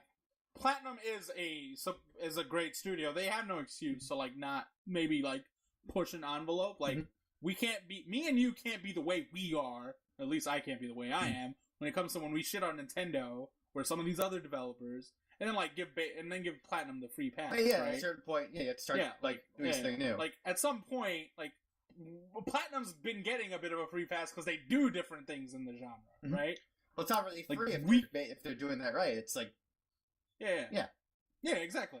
But like with Bayonetta, again, not to trip over ourselves because we did give a game of the year. Like it is excellent, but like, so if you're gonna do that type of game, what I was trying to get at, like if you're gonna make a very sequelitis sequel, there are certain things you could do. Like one of them is enhance and do more of the things people really like. And people really like the boss fights and the crazy in Bayonetta. So Bayonetta 2. In terms of structure, is a little different, and by that I mean like where Bayonetta built up to its boss fights, Bayonetta 2 throws them at you a lot, very often, and like has entire chapters that are just literally a boss fight. Which like this chapter is a boss fight. That only happens like once in Bayonetta 1. Yeah, whereas Bayonetta 2, I think it happens at least 3 or 4 times. And those are not always the best chapters. Joseph described it as sort of like a boss rush game, and I think maybe that's a little overly negative, but it's probably true in some capacity too, because it is like, instead of going from combat sequence to combat sequence to combat sequence to boss fight, it felt like you were going from boss fight to combat sequence to boss fight to combat sequence to boss fight after a certain point. Yeah, especially in the second half of the game, boss fight. It's really heavy on boss fights. Yeah, like, it is very... And they're, like, all fucking insane. Like, holy shit. Yeah, they're all insane. A lot of them are good. Like, you fight a motherfucking dragon that's climbing a fucking skyscraper. That's the first boss?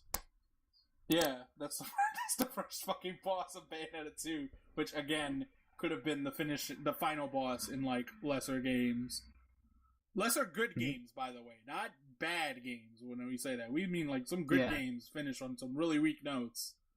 And then, like, there's a boss with the Lumen Sage, who's the rival boss of this game, who's also, as usual, fantastic, where Bayonetta's witch thing, who looks like fucking Rita from Power Rangers, is fighting the two-headed dragon thing from Bayonetta 1 in the background, because that's basically both of your, like, sort of, like, Umbran climax monster. Yeah. It's like... That's fucking awesome. In the fiction of the game, like, they make contracts with these demons or angels, and then they help them in the fights that way. And so you have contracts with all these demons are helping... This demon that's helping you out, and he's, like... His sort of angels that are helping him, because he's on the other side, are, like, the bosses from Bayonetta 1. Yeah. Such a good fucking game. All those fights are amazing spectacle. I mean, the thing that... When you compare the games... I mean, I think Bayonetta... That's the only time Bayonetta 2 loses. I think the thing... It's the only time when I think less of Bayonetta 2 is when I compare it to Bayonetta. Yeah. I mean, there's a lot of things Bayonetta 2 does better. I mean, as I said, the combat, I think those are improvements. It's like, it's not even those close. Are improvements. Like, it's so mechanically superior. So that I would say even... hard to say, but... It's better. In a lot of areas, though, but, like, even the weapons, though. Like, how many of the weapons are, like, they're so much more varied. You fucking use chainsaws, man, on your legs. Those chainsaws are good. You have a thing that's a flamethrower and an ice... Thrower. Blower thing. Can freeze enemies. Like, yeah. And, like, you have a bow and arrow thing that's super cool. Really cool. Yeah. The whip is back, and it's even... Like, I thought the whip was better in Bayonetta 2, overall. Like... That hammer is really crazy. The enemy variety is even better. Yes. Because, like, Bayonetta 1 sort of ran into an issue where, like, did recycle after a certain point. Like, after a certain point, like, it ran out of enemies. It still had great enemy variety. And then Bayonetta 2 is like, we're going to hell, where we have new enemies. Yeah, but, like, it also, like, it just had so many, like... So when it brought back enemies from Bayonetta 1... Like, yes, technically it was... First of all, it was recycling a previous game, which I think is fair game. And second of all, like, it still meant, like, from start to finish, this one game had more, like, always had something new to throw at you, in a sort of way. In terms of, like, an enemy to, like, fight. Yeah. And, like, I don't think you could say that about Bayonetta 1 the same way. Like, it did have new things, but up to a certain point. Like, after I want to say... Chapter 12 in Bayonetta 1, and it's like a 16, 18 chapter game? Like, that final stretch is like, okay, now you've seen everything but the final bosses in this game, so good luck, buddy. Well, I don't know. I mean, one of the strengths you could say about Bayonetta 1 is that Bayonetta 1 had a full progression from normal to hard to infinite climax. Where all of those scenarios, like everything in hard is different from the scenarios in normal, and everything in Infinite Climax is different from hard. Okay. Like Ninja Gaiden Black does the same progression, right? Yeah, but Bayonetta 2 does. Bayonetta 2 does not. The two second and third highest difficulty levels are the same encounters. It's just different damage, and then Infinite Climax is. Whatever it is. Infinite Climax was definitely different. Like, I platinumed that shit. Yeah. That's different, but the ones before it, they're... Normal and... Normal was easy. Come on. Normal and hard are the same encounters. I would say... fourth climax is different from third. There isn't the fourth climax. There's differences in the fourth second, climax. Third, and infinite. Second, third... No. Third... You might actually be right, actually, yeah. I'm messing this up. Yo, regardless, fuck you. Shit's amazing. I don't know. It is. I mean, I'm not saying it's bad. It's like, the game's great. That's one of, I guess, I like that gradual progression. Like, then eventually you get to Infinite, and then Bayonetta 1, that turns off Wish Time. Yeah. And it makes you think about the whole game very differently. Yeah. Well, I mean, Bayonetta 1's just, I think, more challenging overall. Yeah. Like, I did not beat Rodin once in Bayonetta 1. I have yet to beat Rodin in Bayonetta 1. I beat him in Bayonetta 2. I've done everything in Bayonetta 2. Like, I have completed Bayonetta 2. I have everything unlocked. I've done all the challenges. Fucking beat Rodin, that piece of shit. Beat Rodin. And then...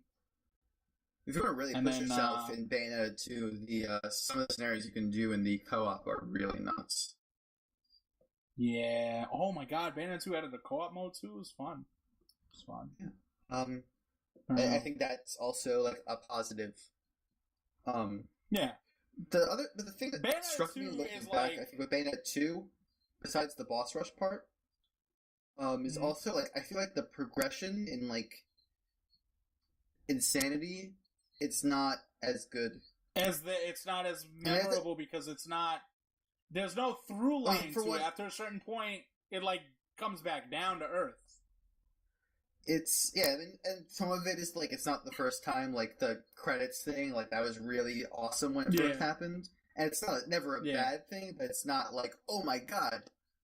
And it would have been really difficult to top what happened in Bayonetta 1 because that's so huge. It's possible to top it. I think the Wonderful 101 actually kind of tops it. Yeah, because Wonderful 101 is insane. But that's a tough place to get to. But yeah, like Bayonetta 2 doesn't really like upstage it the way it could have and should have. And that makes some sense to me because it's like Bayonetta 1 is Hideki Kamiya and then the Wonderful 101 is also Hideki Kamiya, but Bayonetta 2 is Yusuke Hashimoto. Yeah, Hashimoto, and he's awesome. Clearly, because he made a great game. You know, there is sort of like an all-time gap between where Hideki Kamiya ranks versus where Hashimoto ranks overall, as far as directors are concerned. So it makes it really tough for me to compare them because, like, I don't think I ever reached that high that I did in Bayonetta. Yeah. When I was just getting through the game. Yeah. I don't ever reached that point in Bayonetta 2. At the same time, though, pretending Bayonetta 2 is anything short of fucking excellent is just insanity to me. But the combat engine is still fucking brilliant. The boss fights are still fucking brilliant. The sheer variety of enemies are fun as hell to fight. Like, it is start to finish just one of the better paced games in the genre in terms of like the action itself. Like, you're right, like some of it just becomes dialed back in terms of spectacle, but like I don't think the final boss is an inferior boss to some of the earlier stuff in the game, right? No. It was still a great sequence to end the game on. Like the Lumen Sage was still a great fucking sequence. Did we just lose Brian? Like, we've been lost Brian. I was just going on and like not acknowledging it. He's been, like, stuck trying to get on, but whatever. We're just going to have to move on at this point. Because we're pretty much getting close to finishing this. Do you want to talk a little about the story before we finish? I played Bayonetta 1 7 times. I don't know the plot beyond the following. You ready for this? Tell me what you remember. I know that Bayonetta is suffering from amnesia. That's correct. Her and Jean are fighting because her and Jean are such good friends that Jean felt the only way to win back Bayonetta's friendship was to kick her ass. Which is, of course, true. Which, okay. There is Cereza, who calls Bayonetta mommy, but is actually Bayonetta from the past. Yes. There is the guy with the hat, the normal human dude who thinks Bayonetta killed his dad, Luca. His name's Luca? I think so, yeah. As in, like, Wonderful 101 Luca? Why is Luca always shit? That's a good question. Anyway, so there's Luca who thinks Bayonetta killed his dad. It's kind of a comic relief character. And, like, the whole plot is about Bayonetta trying to get her memory back, and then, like, this one guy who's Bayonetta's father is trying to bring back Jubileus, an evil god thing. Except the evil gods are basically angelics and, like, from Paradiso, whereas Bayonetta works with a guy who basically runs hell. Jubileus is, like, creator god, and so he kind of wants to, like, recreate the world. In his image? More or less. So he's dark side? Maybe. Mm-hmm. So, was I on track there? Pretty much. I mean, that's more or less what think happens. You're too hard on Bayonetta's one story. Like, I think it's stupid. Don't get me wrong. But I think Bayonetta is tongue-in-cheek.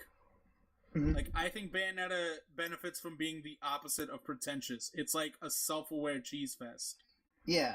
I mean, I think that's true.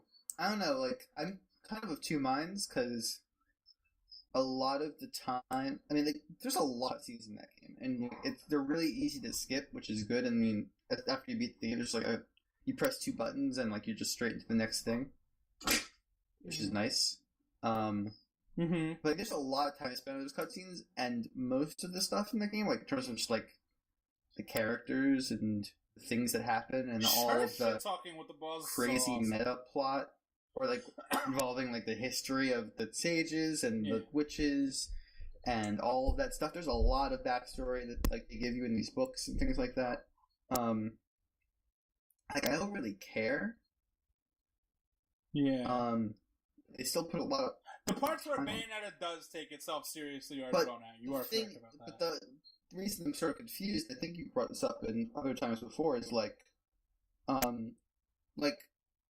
with that climax of Bayonetta 1, it only works if I had some kind of investment in Bayonetta and Jean and the things that were happening, and it has to happen through all the stories of the game before. Yeah.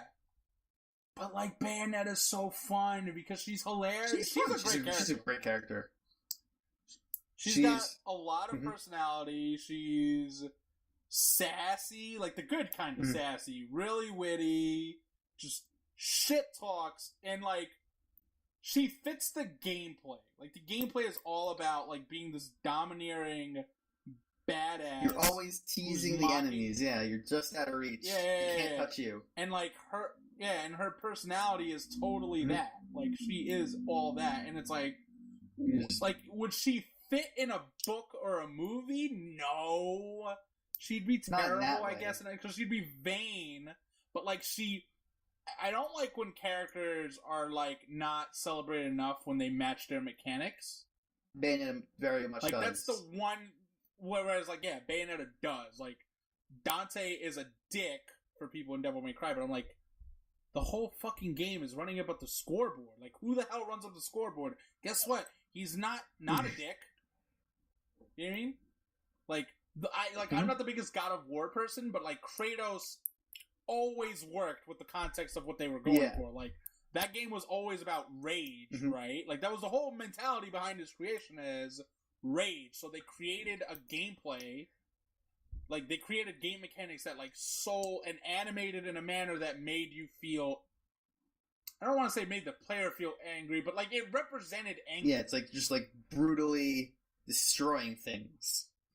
Because you're pissed at them. Yeah, you want them to not vicious. be anymore. Yeah. Like, God of War wasn't graceful. No. Like, I never felt like it was but fluid. They want to be graceful. In terms of, like, it wasn't graceful, whereas Bayonetta, like, sort of glides, and it works for her, because she does seem like the type who would make this look easy. Because she's so above it. Yeah. Right? Whereas, like, I mean, Ryu Hayabusa, I don't think he adds anything to the gameplay. I guess, yeah. You know what I mean? Like, technically he's a ninja and the combat is swift, but I'm like, it's just not the same. He's a brick. You know what I mean? Well, what made Ryu kind of work for me is like, he's just very all business. And Ninja Gaiden and Ninja Gaiden is like, you can't afford to be anything other than efficient. Yeah. Yeah. Oh. That's another way of putting it. It's like he just goes against these like ridiculous odds, and he always keeps a cool head. How does Solid Snake match his gameplay? Being friends with Phil has ruined everything. It's tough. Metal Gear is so all over the place that it's kind of tough. Because you can do some weird stuff in these games.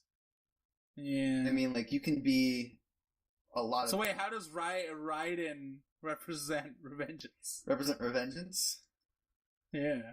Well, like, now, you know. Like, the one match the gameplay. Yeah, totally. Like, Raiden kind of has all his anger also in that game. Yeah. And the cutting things off. I don't think of Revengeance but it's not angry. One of the best things about that game. I don't think it quite... Yeah, sure. I don't think it's perfect there. Yeah, sure. But I agree with you that I think Metal Gear games are the story that is stuff. Yeah. I think here's my thing is like people get all on about Bayonetta's stupid story, and I'm not saying it isn't stupid, but I think the stupidity comes deep into the game, like when it takes itself seriously. Whereas like when it's just being fun and like you don't know what's going on, I think it's awesome because like again, it's super self-aware about everything. It's tongue-in-cheek. It's fun. Like, to me, what's bigger bullshit was when Wolfenstein took itself seriously this year. Like, I'm not saying that Wolfenstein didn't do a good job. Like, yeah, the New Order. Like, it characterized its like great characterizations. Like, I thought the scene between him and the chick on the train wasn't that bad. That was a good scene. I thought like the actual handling of like the concentration camp, for instance, itself was like that could have been handled a million times shittier, and like they totally did like that relatively well. Like the gameplay sequence itself wasn't fun because like some parts of the gameplay of that feel a little tonally off, but it's tough to do. Yeah, but I mean, come on. I don't know. Yeah. But that's what I mean. Like that gameplay should have maybe been more dumber than it was. Like it was smart. Like it went too smart for its own good in some cases. You know what I mean? Yeah. I feel like the concentration camp, like it wasn't awful, but it still was kind of biting off more than it should have chewed on. It should have. yeah, exactly. Whereas like Bayonetta almost never does that, and then it only does that when it's trying to just be like, all right, here's what the story was about. Yeah, I think like right? For Bayonetta particularly, like I think the cutscene before the fight with Baldur, where he's like explaining everything that happened, and it's just like trying to make it this really serious moment. And it's like so fucking lame. And it's like this ridiculous like thing where he's bringing her back as a child from the past, so that he can have like her left, like she's like this metaphorical like left eye, and they're like paired up. Because the sages make like a hole that he needs for the god. It's so stupid, and man. It's like, it's so stupid. Who cares? What the fuck was Bayonetta 2 even about? I beat that game 4 times, by the way. Well, there was the actual god that created both sides. And then that god somehow got split into two because there was one part that was like evil, and there was one part that was like good. And that got like split off, and then one part, that good part was like what's his name? Loki. Who sucks. And then there was the evil other one who was that prophet thing, and he like uses Baldur, who's from the first game.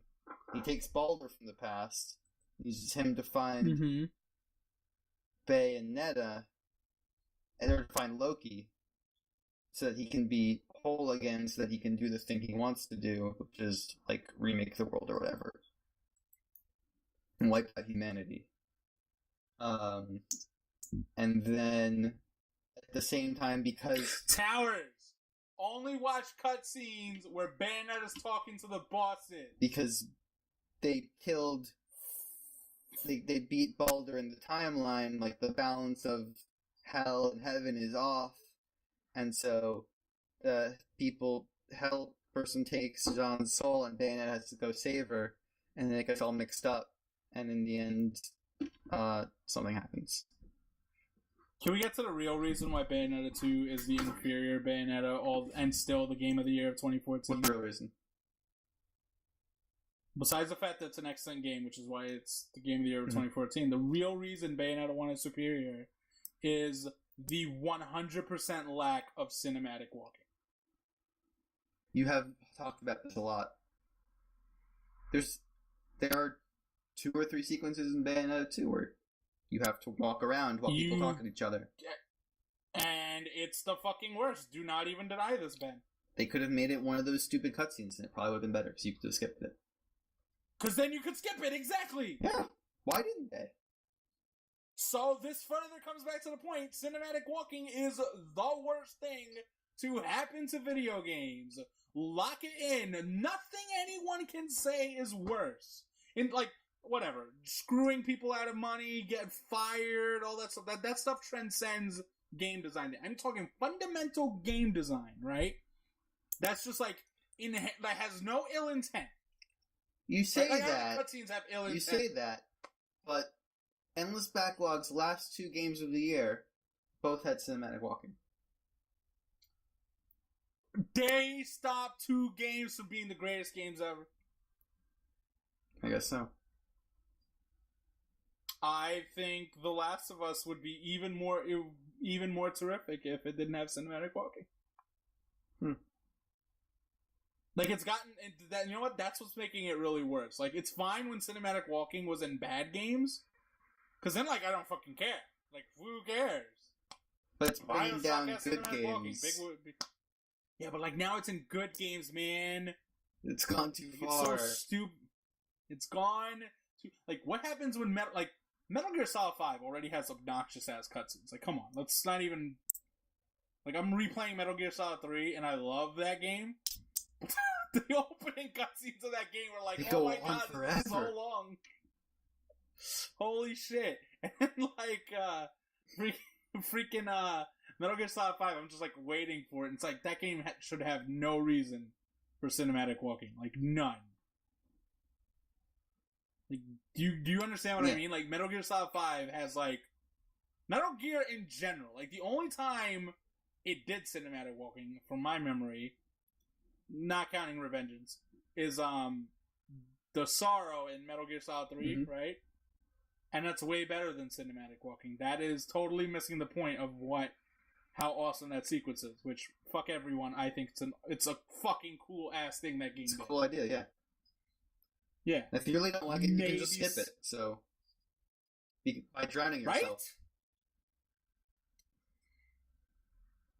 Right? Kojima thinks of everything, man. Anyway, we should probably wrap this up at this point. Because I think we got our Bayonetta talk. We didn't get Kamiya talk, though. I feel like we skipped over the part that Kamiya... We didn't talk too much about Kamiya. Because here's, where I want to go with this. When he was coming up with the idea of Bayonetta, right? He made Devil May Cry in 2001. Yep. And what most people seems to be the forgotten influential game, right? When you think of games that had influence, Doom, Zelda, Mario, all those games get named. I feel like Devil May Cry doesn't get its due when it should. God of War's lineage goes to Devil May Cry. Ninja Gaiden's lineage goes to Devil May Cry. Bayonetta, God Hand, Onimusha, Otogi, all these things have to go that way, right? And it's some of them are pretty close contemporaries, but... What's up? Never mind, keep going. So, some of them are close contemporaries, but Devil May Cry is the game that had the influence of. That's the game they've all been making in one way or another. It's the blueprint. Yeah. Better. Yeah. That's the blueprint. That was the game he made. He didn't get to make Devil May Cry 2, obviously, because that game sucks. Devil May Cry 3, which ends up being the best Devil May Cry to a lot of people, and 4. And then, he actually didn't touch that genre. He made Beautiful Joe, but that's different. Yeah. And it's I remember watching the video, this is an interview, you're gonna have to dig it, I don't know which one it is. But Kamiya was basically saying, people were, kind of shit-talking to him a little bit, and just saying, hey, that guy was good, but, look at all these great combat ideas this guy came up with, or look at what this game did, and it's yeah, because he wasn't on it. It's and he was like, my game came out in 2001, and like now that he was making Bayonetta, he's like, I'm gonna show you what I've got. Like Bayonetta was sort of like one of those like fire in the belly type games, right? Like just a giant fucking shove it in everyone's face, and I think like it feels like that game because it just felt so imaginative when you were playing. Like it felt like Eurogamer had a line in their freaking review of the game where like it felt like the best of Japanese game design again. Like it felt like for everyone that was saying Japan's like creatively deprived, doesn't have interesting things to offer, Bayonetta's a massive fuck you to you. Yep. And I'm sort of worried that, like, with Platinum being, like, the only one doing these beat-em-up games, and they're awesome at it, like, no one's keeping them honest. Itagaki's not around. Ninja Theory is not... I don't think they compete in the same way. They actually like, don't. They will not challenge Platinum. I mean, they're much more... They're never story. They're like a narrative studio. The philosophy they're never going to challenge them on spectacle or combat, and I don't think like Santa Monica is going to keep making God of War at this point. Like I think they've gotten like if they don't make a hard shift in God of War, I think they're just going to become a stale studio. And Capcom is kind of all over the place these days. I mean, Capcom is making remakes of their better games right now. I don't know what their like their next gen plan seems in such disarray. It's so different from how they were last generation. Yeah, and like. Who else is there? Like, I mean, realistically, this genre has always been sort of like a Japanese genre, right? Like, God of War is an exception, people. Let's not get carried away here. I think God of War 2 is an actual really good game, and this does not fucking leave the podcast. But, like it's out in the public world now. Like, yeah. I mean, like, God of War 2 is really good. Like, I keep trying to get to people. I'm like, listen, I have no... Like, Kratos sucks. Don't get me wrong. I don't like Kratos. I don't like God of War 1, and I think God of War 3's second half undermines that game. And I think Poseidon is criminally overrated as a boss. God of War 2 is, like, the most not giving a fuck Kratos is of those games in the series. And, yeah, and he's like a terrible character in that game, but, like, the actual gameplay is terrific. Like, it's paced... Like, pure pacing, I think that one might be the king of the genre. Yeah. Because it's pacing in the way that we love Resident Evil. It's got a really good pacing. I mean, come on. Yeah. Because I was going to say, like, Bayonetta and Devil May Cry, their pacing is more, like, off-kilter, if you will. Like, it's very eccentric in how they do business. Whereas, like, God of War 2 is very peaks and valleys, the way we essentially dick ride Resident Evil 4, or, like, Uncharted 2. Or whatever. King of the genre might be too... Like Resident Evil 4, Uncharted 2, exactly that. and like, God of War 2, like, whatever, King of the Genre is probably pushing it. You are probably correct. But, like, fundamentally speaking, it's really good pacing. Like, great pacing. Like, that's what... Because, again, I don't think the combat is necessarily that good. Because the combat is good in the sense that it works, it's functional, it's fluid. It's kind of feathery. I never thought the Blades of Chaos were good weapons. It's not as exciting to master. Yeah. Yeah, sure. That's a better way. But there's like good feedback stuff. Variety of bosses. Good variety. Again. Like, this is like, there's a reason, like, I probably gravitated to Bayonetta 2 a lot was just because, like, it was boss fight after boss fight after boss fight. Like, God of War 1's best asset were its boss fights, but it only had, like, 3 or 4. God of War 2, it felt like it had, like, 10. And I mean, I'm not even sure if that number's off, but like a lot of them were like the kind of bosses I really like, where they're not like giant fucking monsters where you do some simple patterns. They were like your height, and like you fight Perseus, you fight. Hero. Yeah, you're fighting Perseus. You're fighting that guy in the golden armor. You're fighting the Theseus. The Sisters of Fate. Like that was a great fucking fight. You know, like Zeus in God of War 2 is a way better fight than God of War 3 Zeus. Yeah. In my opinion. Like in God of War 3, the only bosses I liked were Hades and Hercules. And then, like, I sort of get, like, the argument for Hermes. Like, Hermes was, like, trolling Kratos the whole time. That, like, him being a pushover isn't the issue, because the whole payoff is Hermes finally gets his from Kratos, right? Yeah. Like, that's the payoff. Whereas, like, Man, even the fucking Kraken was fun to fight in It was God a of good War fight. 2. That was just a like, good game. Just We're getting kind really of good action sequence. off topic here. I mean, we've been got off topic. We started off topic. Why are you surprised by this? We've been Anyway, recording for 2 hours now. Yeah, we have. I'm gonna have to edit that part out because that shit pisses Phil off when we talk about the time. Sorry. I don't know. But The beat 'em up genre needs. I just want someone there to keep them honest, because like when no one's keeping you honest, you end up like getting complacent. Nintendo, in my opinion, where you're the greatest at this, but you're also like You end up like you're allowed to make bullshit like New Super Mario Brothers and not get called out for it because it's like, well, no one else is really making platformers like you guys. Mid-late Wii Nintendo when they stopped feeling like they had to make stuff because they'd sold 1 billion consoles. I mean, in Platinum's case, they're not super like commercially relevant, so that still gives them a reason to keep trying stuff. But that makes me sad too. I want them to be successful. Successful if they are. Yeah, I want them to be more successful than they are. They deserve it. Their games are terrific. And I hope one thing that I hope never changes. One of the reasons that Bayonetta and Bayonetta 2 are each the best games of their respective generations. My man, high five. Tons of unlocks, tons of bonus content. Know what you get of the fullest game that you can possibly want.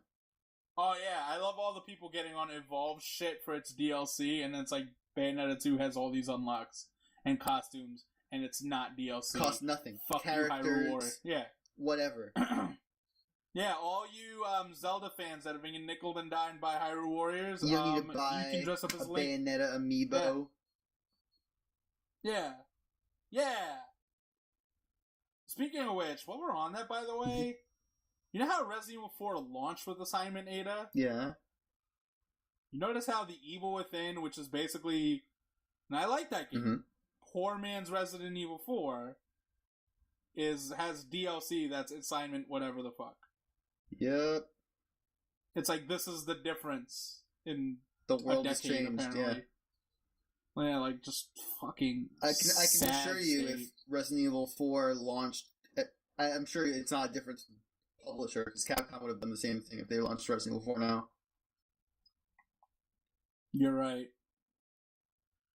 I mean, if they launch Resident Evil 4 now, I guarantee you it would not be half as good as it is. Well, I mean, that goes without saying. But that's a more complicated thing. That'd be a lot more to get into. Yeah. We probably should end this. We have been going way the fuck off topic. Thank you for listening. Subscribe to us on iTunes and Stitcher. Also subscribe to us on YouTube since I'm putting this on that as well. Ben, closing thoughts on Bayonetta.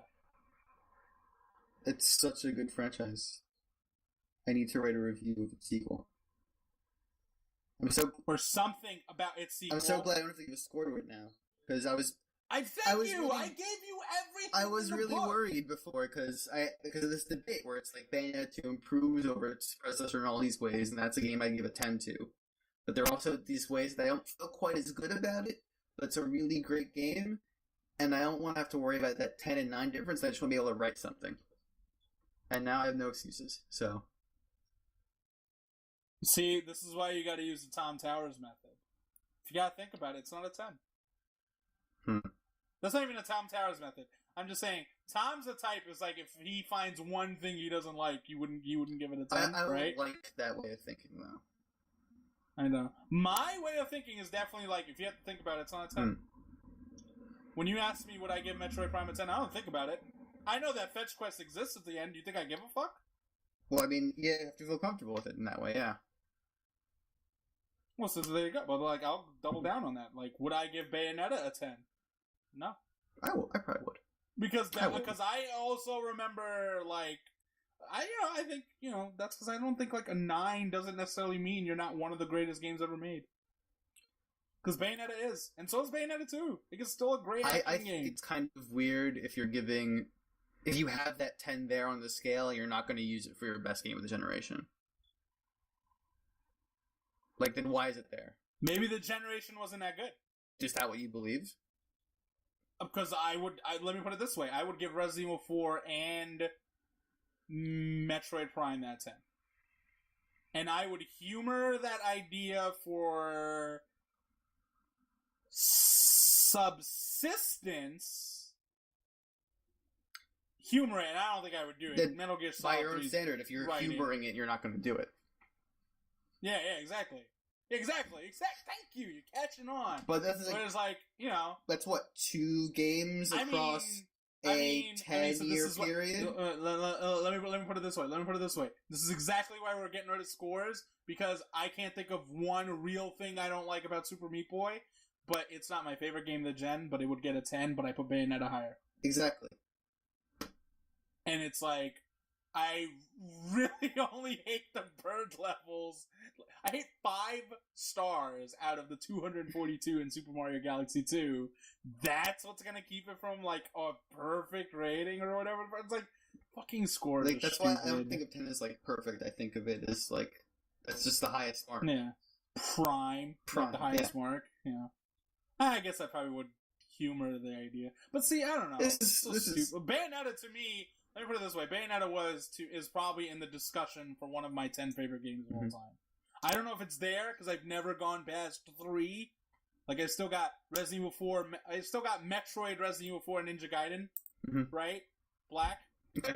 And then, like, I haven't gone any further than that. The greatest game of all time discussion will have to wait for some other time. We're never Do you know what that podcast would be like? It's never going to happen. No, I will not do that. Never going to happen. The amount of filibustering I'll do for Stalker? Like, come on. Stalker would be some really ridiculous discussions. Let's compare Stalker to Super Mario Brothers 3. Let's compare Super Mario World to the ending of Metal Gear Solid 2. What does that even mean? That's why we're not doing this. That's why we're not having this discussion anymore. That's why we're ending this podcast. Thank you for putting up with us for this long. Yes, Tom Towers, what the fuck? Play one of these games. You gotta play one of these games. Like, stop playing bullshit shooters. And please, specifically because I bring this up because this has to be brought up, but like, fucking Phil, I'll tell you after. Anyway, once again, subscribe to us. Please enjoy your night. Yada, yada, yada. Peace.